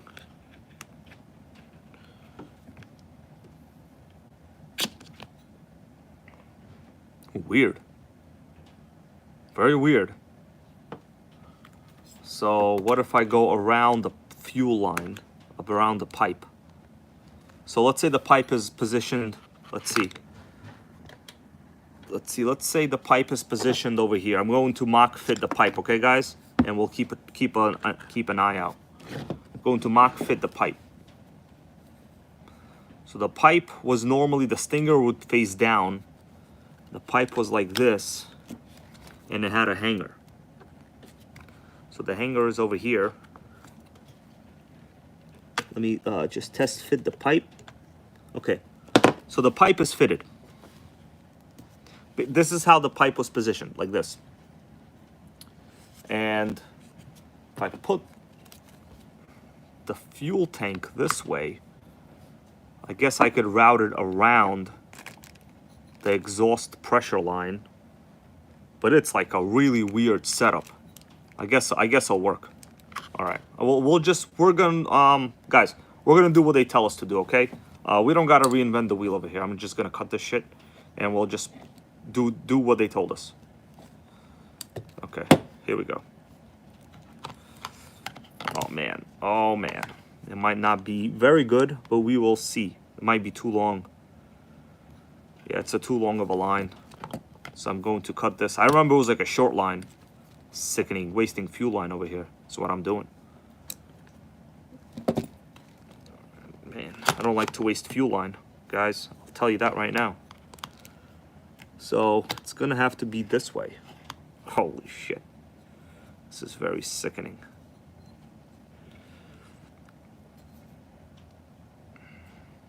All right, well, that's what they want us to do. That's what they want us to do. So I'm going to just screw it to the bottom. Sickening. So I see a question here. Won't the pipe melt the fuel line? No, this is a composite pipe. It doesn't get that hot. There's no chance of that happening. Literally zero chance. All right. Man, we're doing some sickening surgery over here. And also, by the way, these are, someone that wants to know about, like, fuel line next to pipes.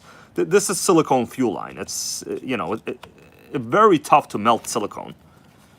I would say clearly, even with, like, the temperatures that nitro motors reach, even at that point, it won't melt it. All right. So the fuel line is basically looking like that now. It's the only thing I can do. All right, let's stick on the exhaust line now. Here we go. Exhaust. And, for now, I'm just going to have to leave it long. I'm not going to trim it to the car. I'm just going to leave it like this for now. All right. Well, the system is connected, guys. I don't know what to tell you. We got carb. We got everything ready to go, technically. Let's see. Well, my dudes, we basically have everything ready to go. I don't know where my fuel is, actually. What do you think is going to happen now? I don't know. I could technically try to fire it up. I'm a little nervous, to be honest with you. Let me see what we got with electronics. Hold on. Okay. We have connections, Earl Moorhead. Oh, man. Carb linkage is totally wrong. Oh, no. Oh, yeah, I see what the problem is here. I need to move the carb more. Shit. I need to twist the carb. Hold on. Basically, what I did is the carb is hitting the side. I need to...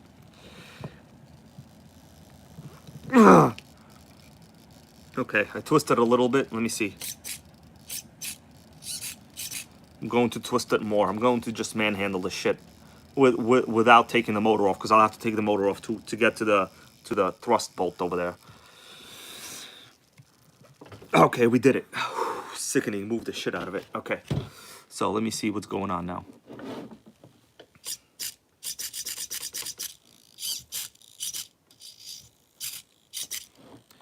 Yeah, so this radio is basically something's wrong with damn trims. Throttle trim, steering door. How weird is that? It has no throttle trim. Oh yeah, it's right here.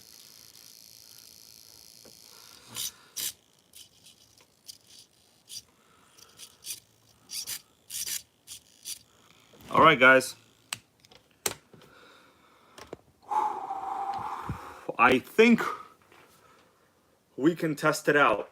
Should we test it out or what? What do you think we should do? I have it all set up, man. I have it set up. I don't know about the carb. I don't know what's gonna happen. There's a ton of 3-in-1 in here. I'm a little... It's got compression. Compression is sickening. I think we need a pump. Do we need a pump? We need a pump. Let me get this pipe in there for a second. Hold on. It's my 2mm driver. 2mm, baby.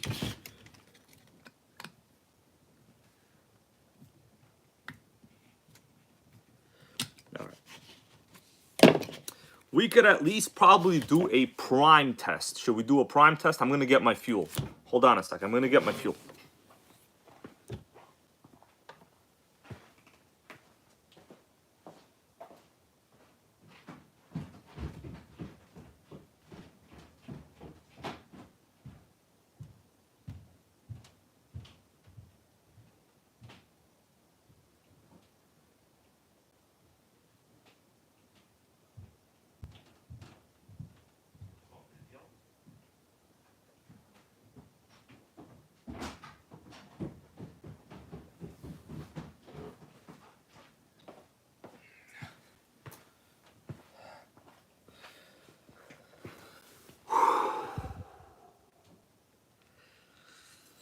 All right. Velocity of Beast over here with a question. He goes, when you going to be taking the Hobeo SV2 out, VS2, whatever the hell they want to call it. I'm hoping this week, man. I'm hoping this week there will be one day of very warm temperatures, you know, due to global warming, due to global climate pattern changes. And I'm going to use that to run some nitro, okay? So, what do you guys think we should do? Hold on, I'm prepping myself, okay? Got a little bit of shoulder pain. I was just at the gym before, actually before this video. Need zip ties on the exhaust. For this video, it doesn't even matter. But you're right. It's not gonna come out. It's tight. Like, I'm not gonna put zip ties. Yeah, I'm not gonna put zip ties for now. I'm not. Let me get one. Hold on.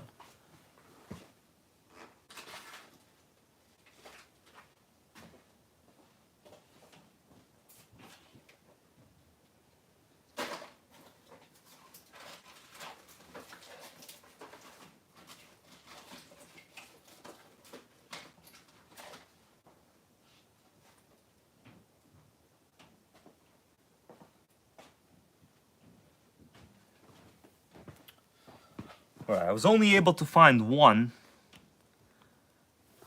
You know what? The zip tie is too thick. I can't use the zip tie. Alright, Dan Y, how you doing? He goes, fired that thing up. Alright, so. I got a question for you guys. Should we run the radio gear or just have the radio off for this? I don't know. The motor is loose. Man, I don't know what you mean by that, but the motor is going to be running something right now. Okay. The motor is not loose. What do you mean the motor is loose? Okay, let me put down the phone for a second. We're going to check out the beast of sickening speed over here. Sickening beast, as they like to call it. Let me check out the way I have my linkages set up. This is the old radio, so I really don't trust it, guys.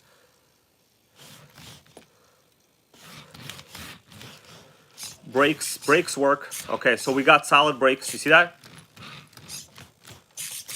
Okay, linkage looks fantastic.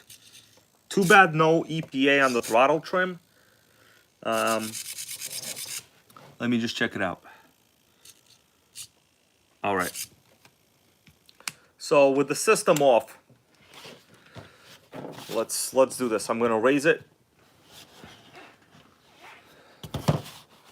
Well, guys, it's the moment of truth. I don't know what's gonna happen, but some crazy stuff is probably gonna happen right now. Okay. You want me to try to fire it up? What do you want me to do? You tell me what to do. All right. I think the linkages should be okay. I don't know. Shit. I didn't put a fuel filter in. There's no fuel filter in here. You really need a fuel filter. Manual Maldonado goes fire it up. All right. New OS plug. Special thanks to Manuel Maldonado on that. I'm gonna be running my old glow driver. Now I heard a new one is coming. Sonictronics. Now, first let's put some fuel in it, right? And we should probably have some sickening box in the background over here, right? For the first start, because like why not? It's sickening. Okay. You guys look at this box, okay? We're gonna fire this up, I think. You never know what happens, so I always say I think. All right. I'm gonna first see if like the primer even works. I cleaned the fuel tank, by the way, so don't think I didn't clean it. And obviously, right now there's like a bunch of oil in there that we just rebuilt it, so I don't know what's gonna happen. None of us really ever know. You know, sometimes shit happens. Okay, so fuel line. I'm just gonna observe fuel. Okay, I'm gonna prime it. We'll see what happens. Okay. Oh my goodness, I'm going to show you up close. Look at that. The primer is working.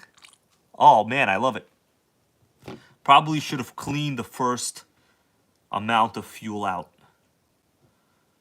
Okay. I see fuel. Fuel for sure. Yeah, the primer, you can't, guys, you can't kill this freaking primer. All right. We're about ready. I'm going to attempt to fire it up. I'm not going to run it for too long because what happens is the pipe creates a lot of like, you know, distortion with the audio. So, let me hype myself up. Should we go do a set on the bench press? Should we bench 210 right now or not? Okay. All right. Nitro Gang, everyone that's still here, I'm going to give it my best, okay, to fire up the sickening speed of Beast of Speed over here. Speed of Beast. I mean, velocity of Beast. Let's see what happens. All right, velocity of Beast, they say. Yep, velocity of effing Beast, my guys. So,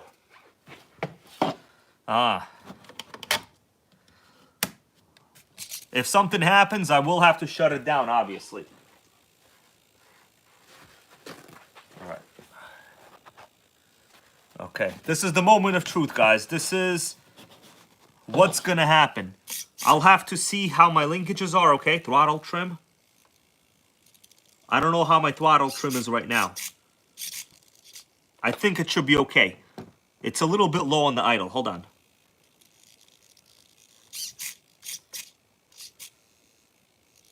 Okay, well, we gotta take a look at these linkages. These link servos are shit, actually. All right.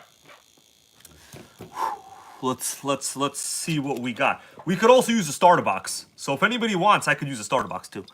Let's do this, guys. Let's make Nitro great again. One Nitro at a time. This is what we came here to see. All right, this is the final countdown. This is the band journey. All right. Oh.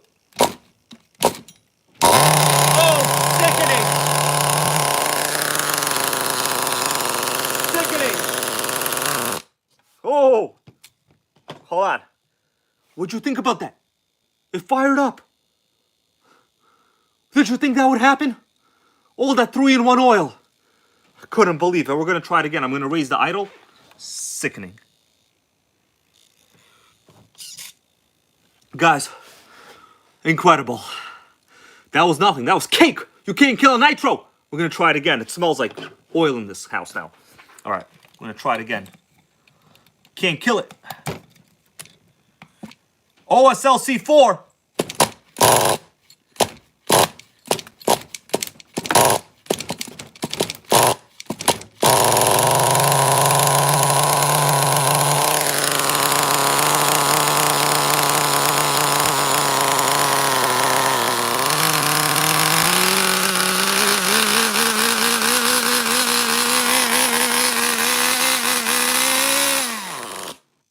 that's it. I shut it down. Oh my goodness, I can't breathe.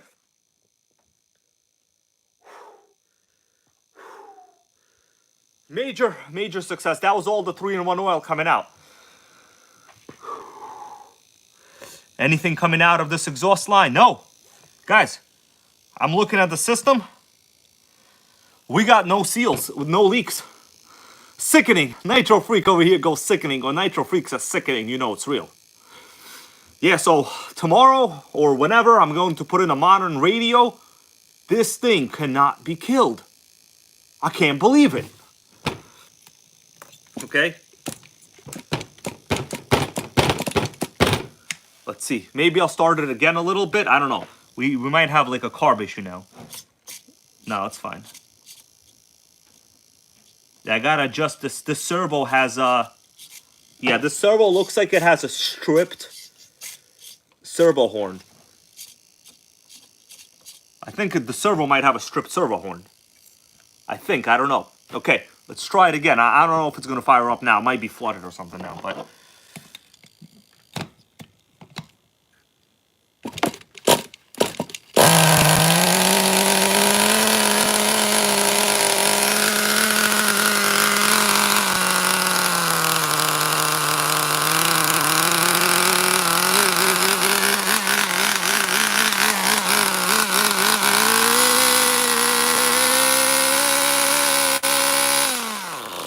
That's it. Oh man, I can't breathe at all now.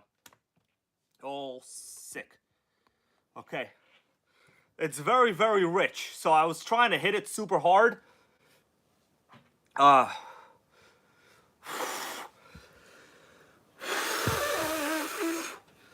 man.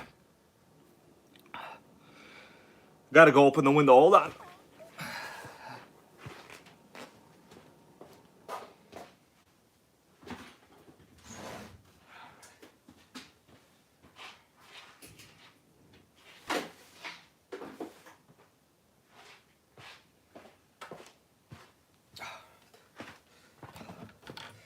Guys, we got a Nitro High over here. What did you think about that?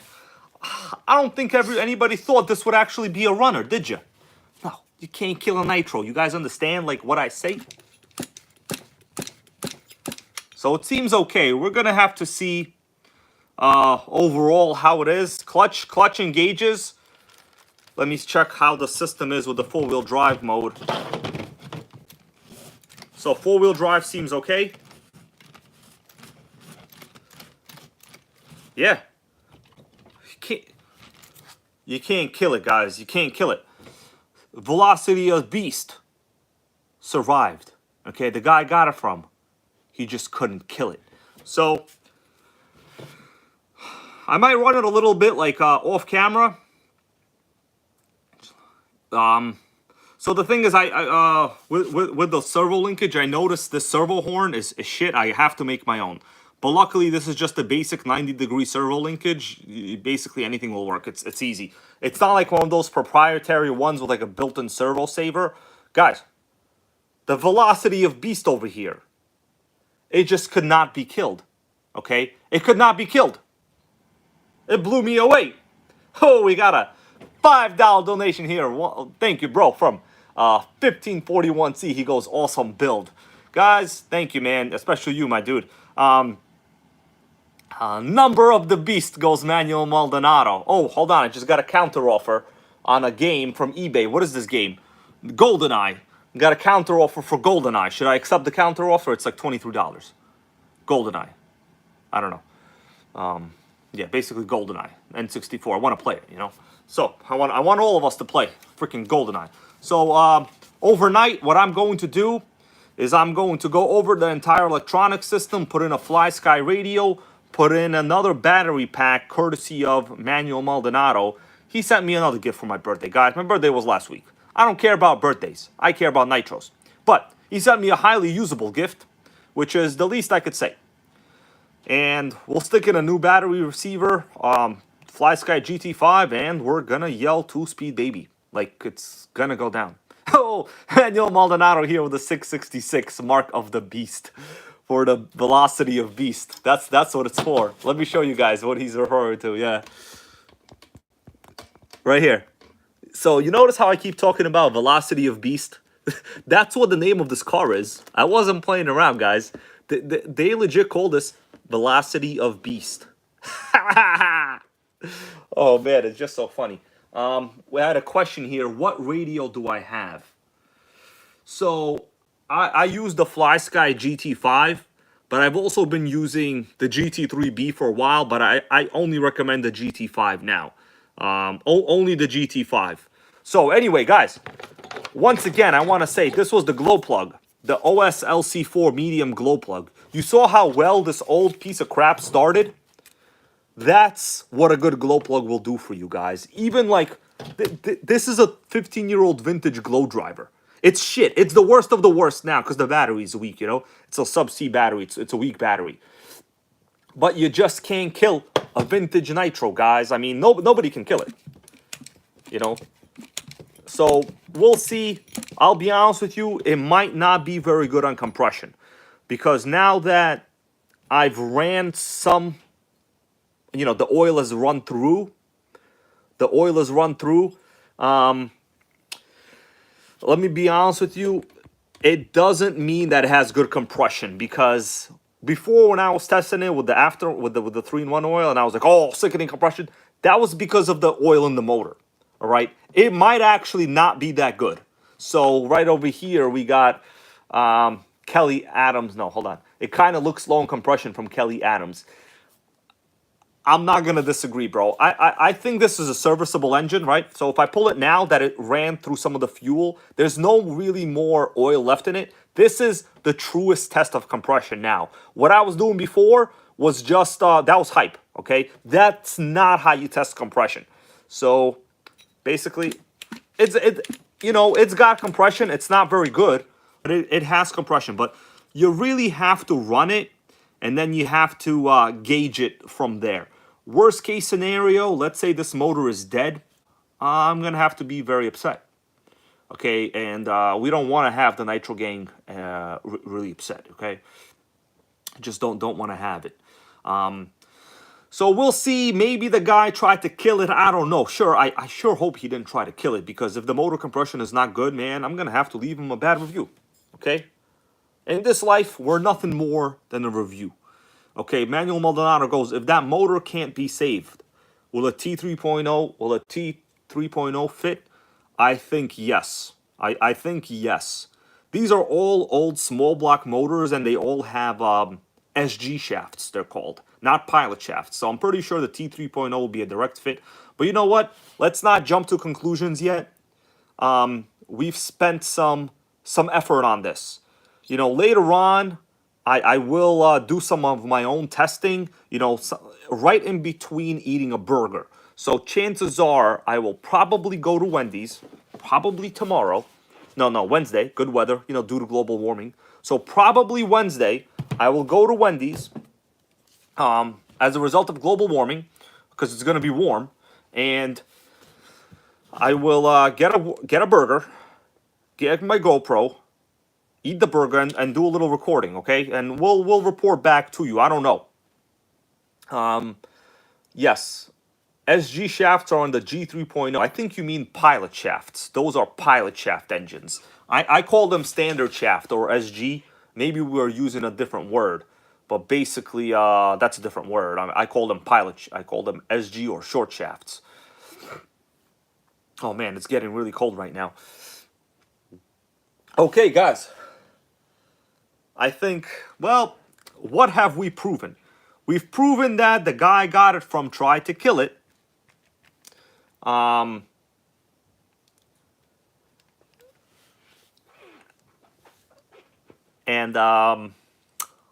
what we've proven. He tried to kill it. What else we got over here? Velocity of Beast, guys. Did you appreciate my ability to go over this magazine fairly quickly? So these are copies of Smart Tech. Okay, remember I said that Smart Tech? Yeah. Drift Craze 2 goes, why don't you get yourself a motor sleeve pincher? I'm not an expert in that. I don't even have like spare motors to test it out on, to be honest with you. And like every motor requires a relatively different size. It's not as easy as it seems. You know, many people have been saying that to me, but it's not a piece of cake. So, you know.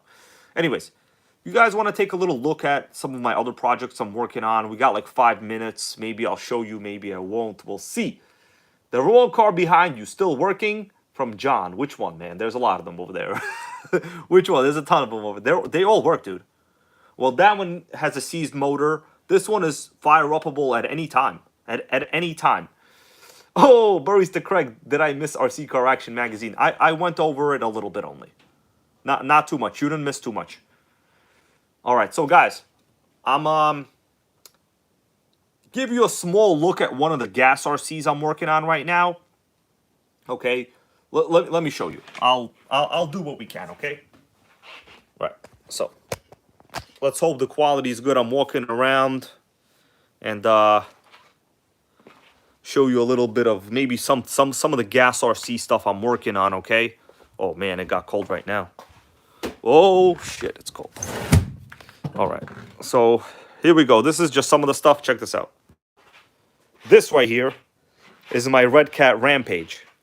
Well, you guys have probably seen this before. This is the one with the balls back, right? Because that's how I bought it. This is Track Nitro V. Sickening. Unfortunately, I live by the ocean, so if I basically, you know... Yeah, Nitro cribs. Well, you're only looking at a small portion of the Nitro crib, bro. This, if I show you what's on the left, you're gonna get it. You're gonna understand. So over here, we have some boxes. It's a box for Nitro Sport. I have the car, actually, right? This is the Nitro XRC, the first ever brand new toy grade Nitro that's sold at Walmart. You guys might have seen this. So it's a legit toy grade Nitro. Look at that. I'm probably the only one in the world with this right now, like in new in-box condition. The only one in the world, guys. Okay, what do you think about that? Sickening. I'm gonna protect it like that. On the bottom, that's a surprise. Okay. Over here, we have a Traxxas Emax. This is the 2-speed Emax. Over here, we have some PlayStation stuff, right? PlayStation. I used to have this, but this game was too hard for me. I couldn't play it. I think next week, we're gonna have to play Grand Theft Auto Vice City. What do you think about that? It might go down. Now, this is the Rampage, as I just said. I could actually fire it up right now. I've been doing a lot of work on this. So, some of you might not know I bought this a while ago. This is a sickening gas RC. And what happened was, this is what happened. So the wheels, basically, it killed the wheels. Foam fell out, killed itself. All right? So, these wheels are actually very expensive and heavy. 2 of them cost about like $85 on sale. All right, so I have a light bar already installed. I could probably show you the light bar. A Barista Craig, I will go back to the Reader's Ride section just for you, I promise. Okay, Barista Craig, I know that your father wrote an article. I will show to everybody in about 4 minutes, I promise, man. So, let's see if the lights work right now. I've installed a light bar. But I don't have the radio right now. Oh, sickening lights. What do you think about that? Sickening. That's the Killer RC kill switch, guys. Okay? Yeah, Manuel Maldonado said the velocity of Beast guy was Armenian. Probably yes. Probably yes. Sickening lights. Right, so I'm working on this. Basically, I'm almost done. I just had to rewire everything here because guy tried to kill it. Got a King Motors pipe on the back. So yeah, guys, I don't just play with nitros. You know what I'm saying? This one actually has a 2-speed. Sorry about the lights. I don't have my light right now. Basically, this is the only gas RC with a 2-speed that I have. I don't recommend anyone get a gas RC with a 2-speed. It's a bad idea. Don't do it. It'll piss you off. Now, I got a question for you. Does somebody want to see my HPI collection? I got a sickening HPI collection. You guys want to see it? Yeah, so this is a King Motors pipe, right? I have it right behind the balls. So, yeah, what do you think about that? So, This is only, okay, right now this is the Traxxas Nitro V. This is only some of it.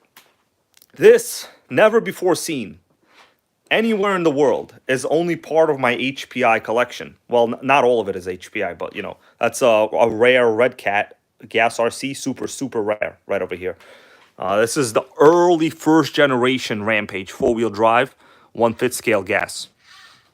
All right. HPI Savage over there, the new one, right? On the bottom, I have all of my electrics. So, because I like to indirectly make fun of them, this is my least favorite HPI in the world, the Trophy Truggy. It's super slow, I hate it. That's a HPI Blitz. I also pretty much don't like it anymore at all. That's an original RS4 MT. So all of my electrics, in case you're wondering, they always go on the bottom. They don't deserve, oh no, hold on, I was wrong.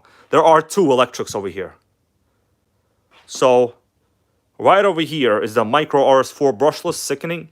This is a HPI Nitro RS4 with an OS engine, 2-speed of course. This is the original HPI E-Savage. E-Savage baby, with 2 motors. It's a Nitro RS4 3 Drift. A lot of videos on those. This is an original Nitro MT2 G3.0. This is another older HPI Nitro MT with the T15 engine. So this one had the T15. Okay, it's a good looking motor, but it's shit. So, this is just some of it, guys. It's just some of it. Oh, someone wants to ask about the Bajas. I mean, I have like 3 of them. It's pretty much going to be a lot of Bajas, you know. It's going to be Baja City over here. This is just some of the HPIs that basically I don't have any room right now for them, you know. I have another Rowan somewhere around here. I don't know. And what else do we got? Okay. Let's go to somewhere else. Okay. Let me actually get a light. So velocity of Beast, you know, might have bad compression. We don't know. But we're going to do the best we can with the velocity of Beast, guys. The best we can. All right. We got... what is over here? James Simroth is here. So let me show you the rest. Some of it is. Hold on. This is just some of the Schumacher collection here in the back. You know, Schumacher has its own special place. Well, not all of them. This is the Schumacher Menace. Some of you guys have probably seen this on my channel, 3-speed. This is another Schumacher Menace, 3-speed, of course. This is a classic, a vintage, a Traxxas Nitro Stampede. The one with a twin exhaust in the back, guys. Twin exhaust. All right? Yeah. Sickening. I got to work on this. The motor is seized, of course. We got the box as well. You know, upside down box. Here's an electric slash VXL. I like to make fun of it, but like it's a good car. In these boxes, I honestly don't remember what I bought, but I bought a bunch of stuff. I don't really know what it is. On the bottom here, we have the gas Hummer. This is the FS Racing gas Hummer in the back. FS Racing gas Hummer. This is a 2-wheel drive electric Stampede. The body looks like it got killed. Basically, I killed the body. All right, this is a Red Cat Volcano. It was donated to me. I appreciate that. Yes, someone just said this is the worst gas ever. Yes, this is the worst ever. I actually made a video saying the worst gas RC ever. And you're looking at it. That is it. This is the Jado that has broken everything. Basically, I hate it. Hit it, all right? I hit it. All right. Here we go. There's a Traxxas Nitro V. New in box. Well, not completely new, but basically new. Here we got the Tower of Power. Are you guys ready for the Tower of Power? All right, Tower Hobbies, MGT 3.0, Sen, Magnum NX with the OS 18, MGT 8.0. We got Schumacher on the left. I did a video on this already. And Jado that I'm also rebuilding. Basically a bunch of crap, okay? So we'll get to it. Okay, so here's a couple more. These are some of my gas RCs. This is a genuine true HPI Baja with a Zenoa Z, it's a G270, like a smaller one. So G270, I restored this one like a lot. Here is the Red Cat Rally Rampage, the one that I crashed. Pretty bad. Here is another Baja. This is a King Motors Baja right here. With a RCMK engine, very rare, high revving motor, RCMK, and front disc brakes. This is the Drift Baja right here, sickening, right? This right here is just some art. You guys like art? Anyone here collect art? Yeah, sometimes I collect art on RC, you know? What are you gonna do? All right. Barista Craig over here goes, Scott, where is the HPI mini trophy truck? I don't have an HPI mini trophy truck. I saw people asking about it. I don't have one. Oh, yeah, right here. We can't forget about this one. This is the Kyosho Fox, the one with the four-wheel steering, the one that pissed me off many, many times. But it's okay now. It's pissing me off quite less.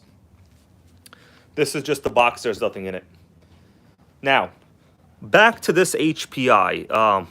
I had this in a thumbnail, right, guys? This is the one with the T3.0 engine. So this T3.0 was donated by Manuel Maldonado. Once again, so everybody knows. Direct fit, right? Nitro RS42, basically fully restored. The problem is the body I have, the guy that I got it from, he cut out like the rear body post. So I don't know what I'm gonna do here, guys. This, like, I would have to put on extra molded like pieces here or something, whatever. We're gonna have to figure that out. I don't know what we're gonna do. But for now, we're up to Craig Barista. Barista Craig. Barista Craig here asked for me to look into a magazine. I'm gonna do that right now for you, bro. Okay, because he said his father wrote an article in the Reader's Ride section. So we'll take a look at it, and then we'll all have a great day, great life, and keep making Nitro super great again. What do you think about that? Barista Craig, you ready? Okay, I'm gonna go to the Reader's Ride section here. Hold on. So you said your dad wrote an article for this issue of RC magazine, Savage 21. Holy shit, I forgot to talk about it. Original review of the Savage 21 when it first came out. Unbelievable. Okay, so let's see what it was. Reader's Rides. I know where it was before. Let's see. Terror Crusher ad.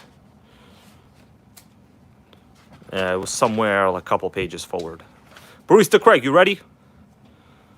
Best Nitro in the world right here. TC3, also best Nitro in the world. Man, I literally call everything the best Nitro in the world. They got a disorder. Okay, it's called a Nitro disorder. Okay, right here. Barista Craig. Are you watching? You asked for this specifically. So, great letter. Let me see who wrote this. I'm going to do this view. So this view should be good. I'm going to hold the camera quite steady. All right. So it says, Barista Craig right here. It's an email, but they don't mention anybody's name. Oh, no, right here. Greg House. Is that it, bro? Greg House. So he goes, thank you for... I'm going to read it, guys. So it says, thank you for helping me to build a bridge to my stepson. Oh, man, that's awesome, bro. That's sickening right there. Actually, someone told me that today. Let's see. Thank you for your help you have given me with my stepson. He has been in my life for 7 years. He is now 14, and during the first 2 years, we never seemed to have common ground. One day, I picked up an issue of RC Car Action and found myself back in the hobby. Well, he read the same issue and started to ask questions.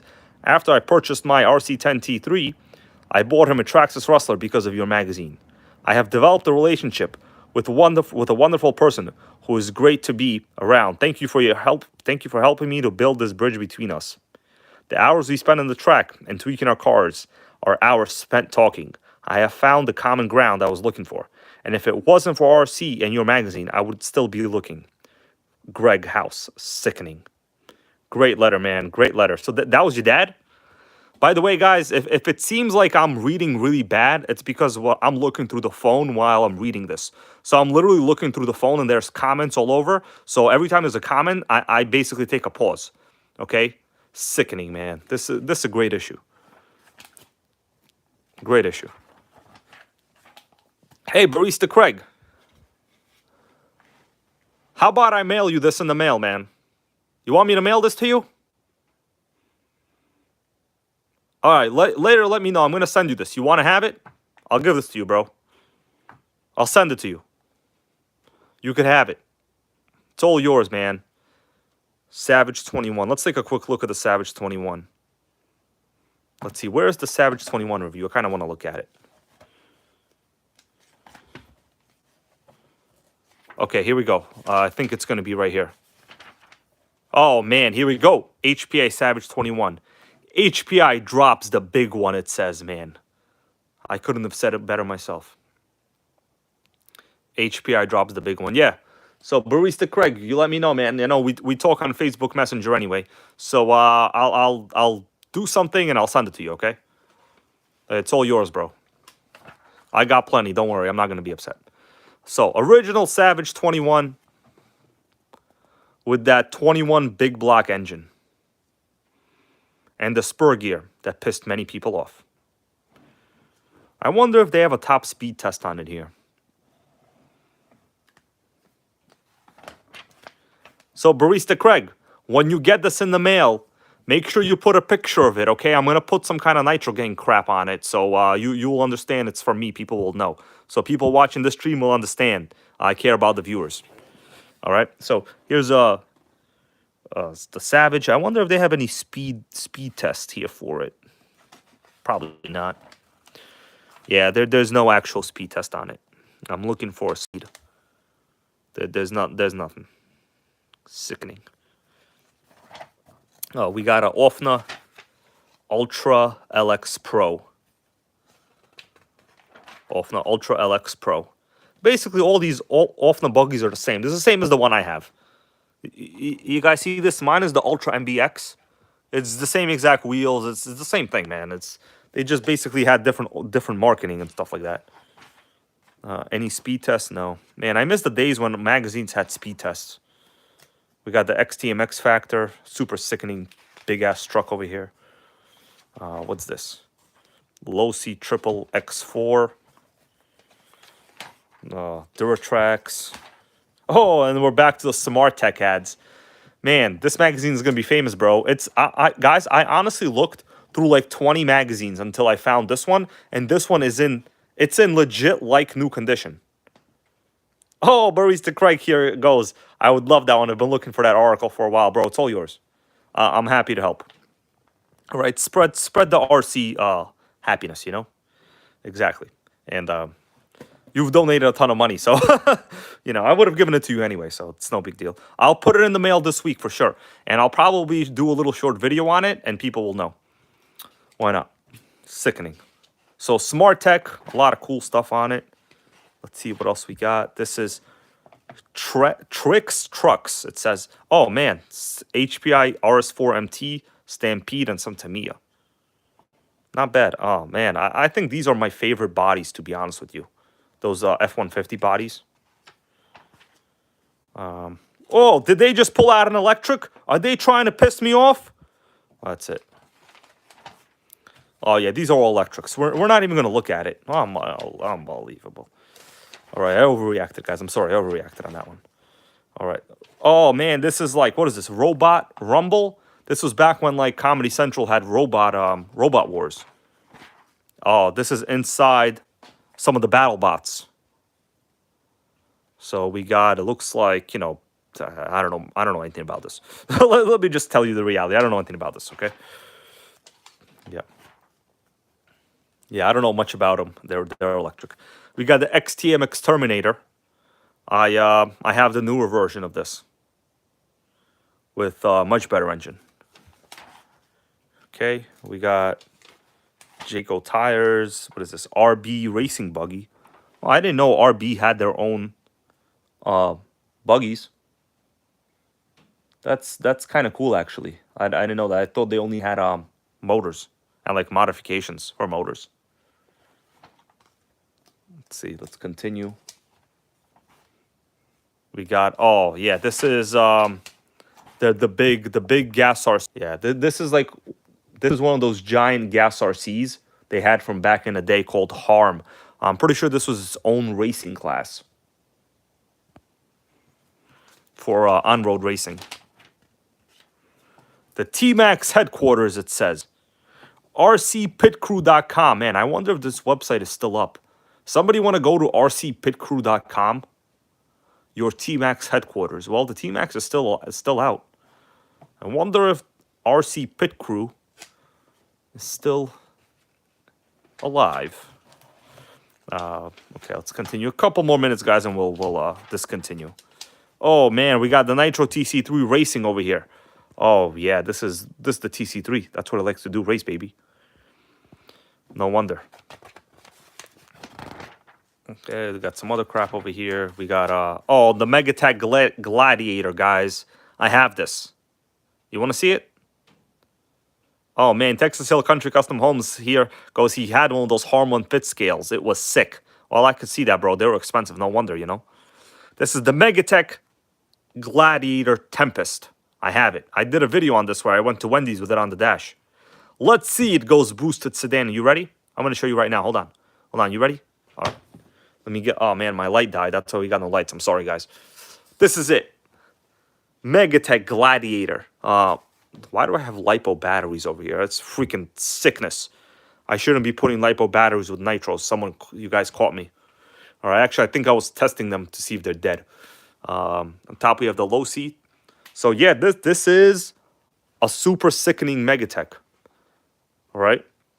This one has... I would take it out right now. I can't. There's, like, a bunch of stuff over here. I have, like, body clips. Oh, my God. It's freaking disorder. Yeah, so we'll have to run this one day. This has the Christianelli Q16 engine. All right. What do you think about that? You can't kill a nitro, guys. I have them all over. You know? Oh, Timothy Kungus, $10. He goes, shipping is on me to see something like that. Yeah, man. Don't worry about it. The shipping is, I'll cover it. The shipping is not going to kill me, you know? But thank you, bro, for that donation. It's probably going to have to put it towards the motor of this car, actually. This is a Thunder Tiger right here.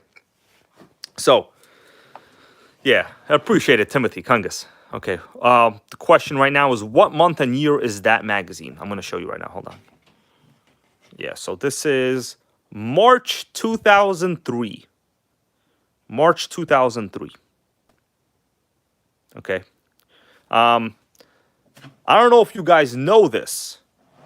Let me give you a little bit of a surprise. Hold on. I've told other people this in the past. Let me just see if I have a link. Hold on a second. I'm gonna have to open up a separate browser. I have a way for all of you to see free magazines. Okay, I'm gonna give you the link. If it works right now, I'm gonna check myself. Okay, here's the link. You guys want a link to all the free RC Car Action magazines that they have? Literally, you could read all of them for free. We're talking older than I currently have. I'm going to give you this link. So let's for instance say we want to see this one. Check this out. I'm going to open it. It's going to load a preview. It's free. I'm going to give you guys this link as a little gift on me. So check this out. You could go page by page. Whoa. Literally every single one they ever had. Page by page in HD clarity. What do you think about that? You guys want this link? I'll put it in the chat right now, actually. This is all legal. None of this is illegal. This is just an archive website. All right? Shaft Drive Showdown. Okay? This is the Reflex NT. So, I'm going to give you guys this link. So, as you could tell, there's tons of them in here, guys. There's tons. Now, this is just interesting to look at. Of course, nothing like having an actual hard copy. You know, the hard copy is money. These are like really old. You'll never find these anywhere. I have like about maybe some of them, but like, you know, obviously not all of them. All right, so I'm going to give you this link. It's a web archive. Let me see. I'm going to copy it. Let me see. I got to copy it. Okay, I copied it. So I'm going to copy the link. I just copied it, and I will put it into the stream. All right, guys, so you're watching me literally add it to the stream. Just open it. Tell me if it works for you. I just pasted it.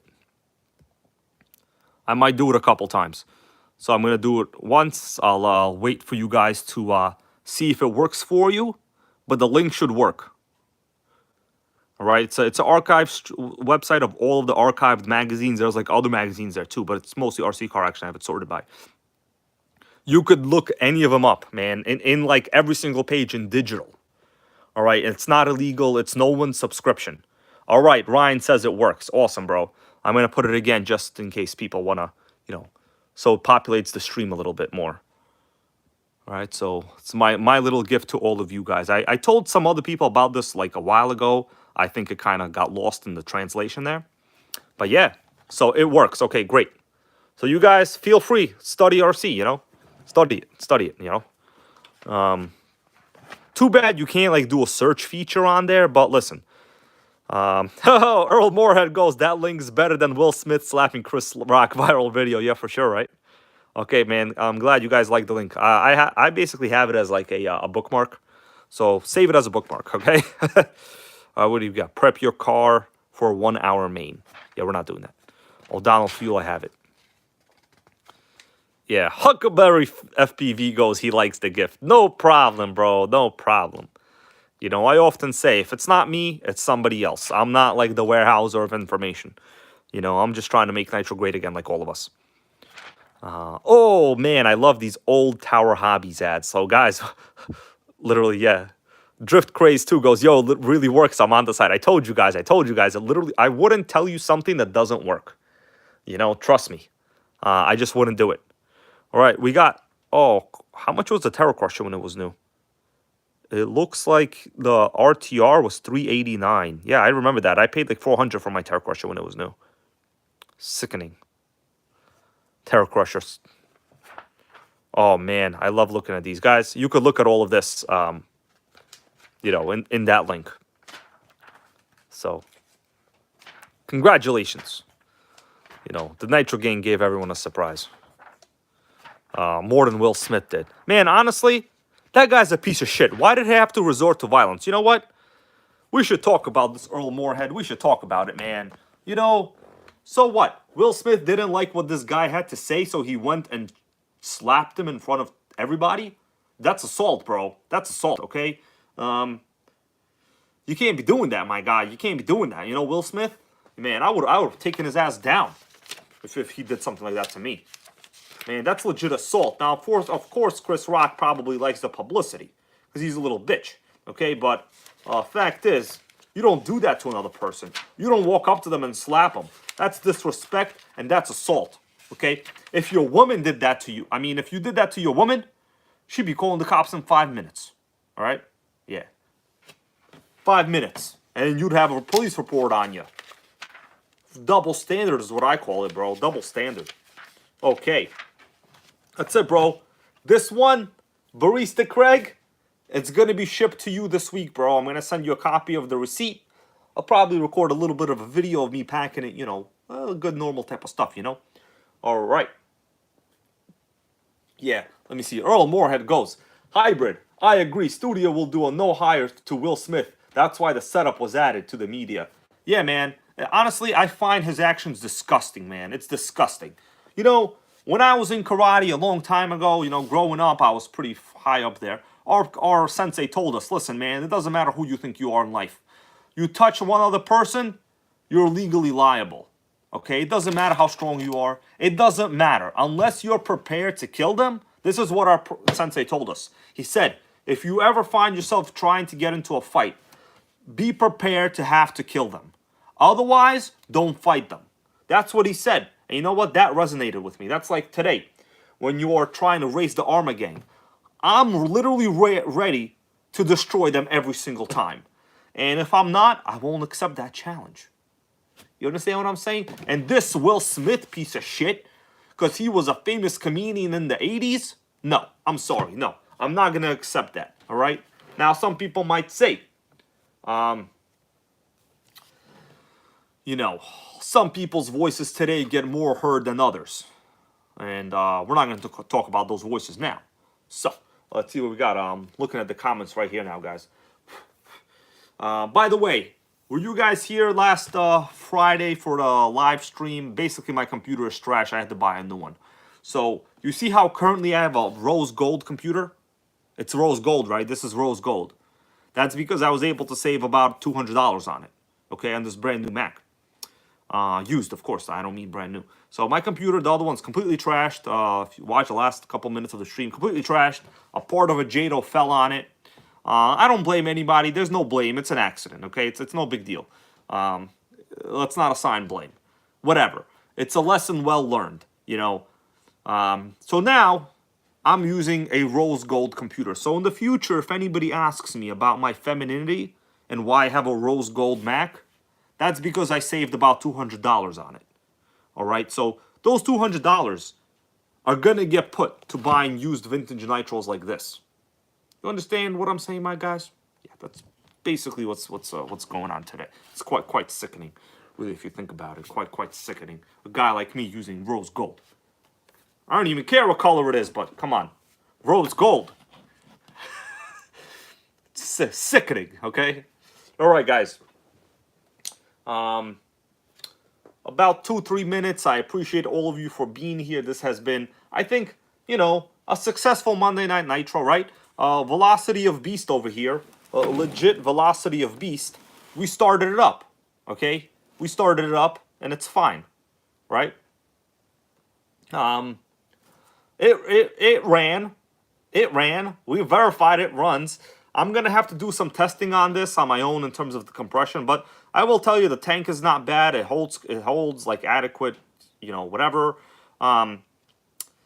We will see. And we're going to eventually make it great no matter what. I don't care what's going to happen. Maybe this week if well, you know, I'll tune the engine like right after I have a burger. I'll hopefully yell 2-speed baby. If that happens, I will post the video somewhere. I don't know where, okay? Somewhere. Yeah. So, guys, I have a red iPhone, okay? I was just playing around. I don't care about the rose gold.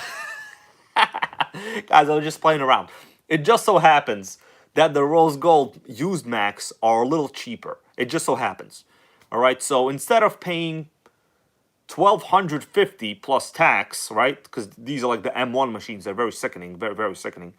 You know, I paid like a little under $900 total. You know, used. The Macs don't go down in value. They're kind of like hookers. They basically maintain high prices at all times. Don't tell anyone I told you that. All right, James Simmerold, brother, he goes. Nitro Fever, have a good night. 2-speed baby. Oh, hold on. I guess that's somebody else. Guys, sometimes I read messages not meant for me. Shit, idiot. One time I read a message that wasn't even for me because basically what happens, I'm either talking or I'm directly reading messages. So if anybody says something that's bad, I'll probably read it sometimes, okay? It doesn't even matter. All right? We got nothing to be worried about. Okay, guys. David Perez right here goes, should have gone with HPI purple. Man, I would have. I would have loved to. So for these Macs, there's like only 3 colors. There's rose gold, gray, and silver. The last one I had was gray. It was very good. Should have gotten the silver. The silver is the one you get because like the contrast with the keys is very good. The gray, it's actually kind of hard to like. It's not comfortable. Now the gold. Well, we're able to make videos, right? We're able to make videos. I gotta tell you, without the Mac, I would have been basically handicapped without the Mac. Like using non-Windows, non-Mac system is for video production it's almost impossible. Anyway, gold is gold, goes John Goodwin. That's right, man. I was just playing around. I don't really care about the rose gold. Who cares, you know? I mean, look at me. I wear my hat backwards. You think it's because I think I'm a cool guy? No. I just like this hat, you know? That's all there is to it, man. I actually make fun of people wearing hats backwards in magazines, if you guys haven't noticed. I do it all the time. Sometimes they say, oh, this guy's wearing his hat backwards. What does he think? He is a cool guy? I make fun of him all the time, and then I do it. But so far, no one's called me out on it. So I'm just going to keep doing it. I've actually been doing it as an ongoing joke on purpose now. All right? Because that is when I started this backward hat trend. The other thing is if you wear the hat forward, you see what happens? There's shadows. So you really can't see me. Like there's a shadow because the way the lights are, the lights are from the bottom, right? So if it was like in a studio, it would be different. But anyways, yeah. Sergio M goes, it's okay. You're not over 40. Exactly, bro. But I don't have that much long to go, you know. Anyway, that's it, guys. Thank you all for watching, and I am going to be sending out Barista Craig this RC magazine, and in the future, maybe one of you guys will get it too. You know, if you ask me to get one of those magazines, I'll send it to you. It's no big deal. Okay, I'll legit send it to you. It's not a big deal. Like, whatever. We'll exchange. I'm not afraid. You know, people ask me for like my PO box. You guys know how much a PO box, the post office box, costs here in New York City? It's like $800 a year for a 3-inch wide by like a 16-inch, you know, rectangle. So 3 inches, okay, for like seven to $800. It's crazy, you know. So I'm not gonna do that. All right, ACD, see you later, my dude. All right, yeah. Yeah, Sam S right here with the good one. Sam S picked this up, bro. That's exactly what I did before. Let me read this comment from Sam S. Sam S goes, you called yourself out for making fun of some dude wearing sweatpants. When S goes, you called yourself out for wearing sweatpants when you yourself were wearing sweatpants. Yeah, that was the whole point, man. Nobody caught it. Like, I purposely made fun of a guy wearing sweatpants while I was wearing sweatpants. It's all a joke, okay? If you can't have fun, then you wouldn't be good at videos. You know what I mean? You can't laugh at yourself. Who can you laugh at? I was actually making fun of myself for wearing sweatpants and doing like a pretty sickening video. Okay? But actually, because I drove in a bunch of traffic, so I pretty much had to wear sweatpants. Anyway, let's continue, and then we will. Blake Carrier goes. He got his T-Max going again. Sickening, bro. I'm happy for you, man. I'm happy. You can't kill a T-Max. You can't kill a Nitro. Can't kill them all. All right. Yeah. It's Sergio Arm goes. It's all fun and games till Will Smith slaps you in the face. That's true, man. That is true.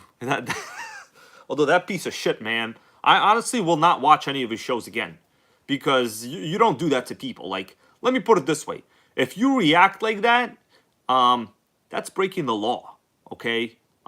You can't be doing that, all right? Noodles Racing goes, how's the drive home yesterday? It was about an hour and a half. So, luckily, I got such great fuel economy. I was listening to some terrible radio, you know, NPR. There's no other news channels, like on FM radio. You got to listen to, like, the freaking Democrat, liberal NPR, all right? Oh, anyway, guys, that's it. I'm out. I might have to go get a pan pizza. Lately, I've been eating pan pizza. I'm not even kidding. Okay, so I went to the gym today, beat some shit up at the gym. Not people like Will Smith, you know. Not people named Chris Rock on a stage that are famous. You know, just like a boxing bag. And right now, I'm going to get some pan pizza. You guys, you should do the same, all right? So, that's it. See you all later. All right, Earl Moorhead goes, no Taco Bell, save the bell. Well, actually, the pan pizza place is closer to me, so Taco Bell is a little far now, and it's kind of late. Like, after 10, you don't want to go to Taco Bell after 10. In my area, it's after 10 right now, so it's like 10:03 p.m. After like 9, they get really sloppy. You know, they're like basically like, why is this guy here? We want to go home. Oh, we're gonna give him the leftover meat. Oh, we're not gonna cut up fresh lettuce for him. You know, so I got pissed last time when I went. That's it. All right, guys, a good person. See you later, man. I see you with those sickening NitroGang emojis. Later, guys. Thank you for watching, and we will be back. We will be making more Nitros great again. All right. Peace, everybody. All right. Feel free to make fun of people in hats while wearing hats. Make fun of people in sweatpants while wearing sweatpants. But of course, understand you're doing it all as a joke. You're not actually making fun of them, right? They're all good people. We don't want to make fun of other people other than the Armor Gang. That's allowed, all right? But sweatpant guys, it's okay. See you later, guys. Peace.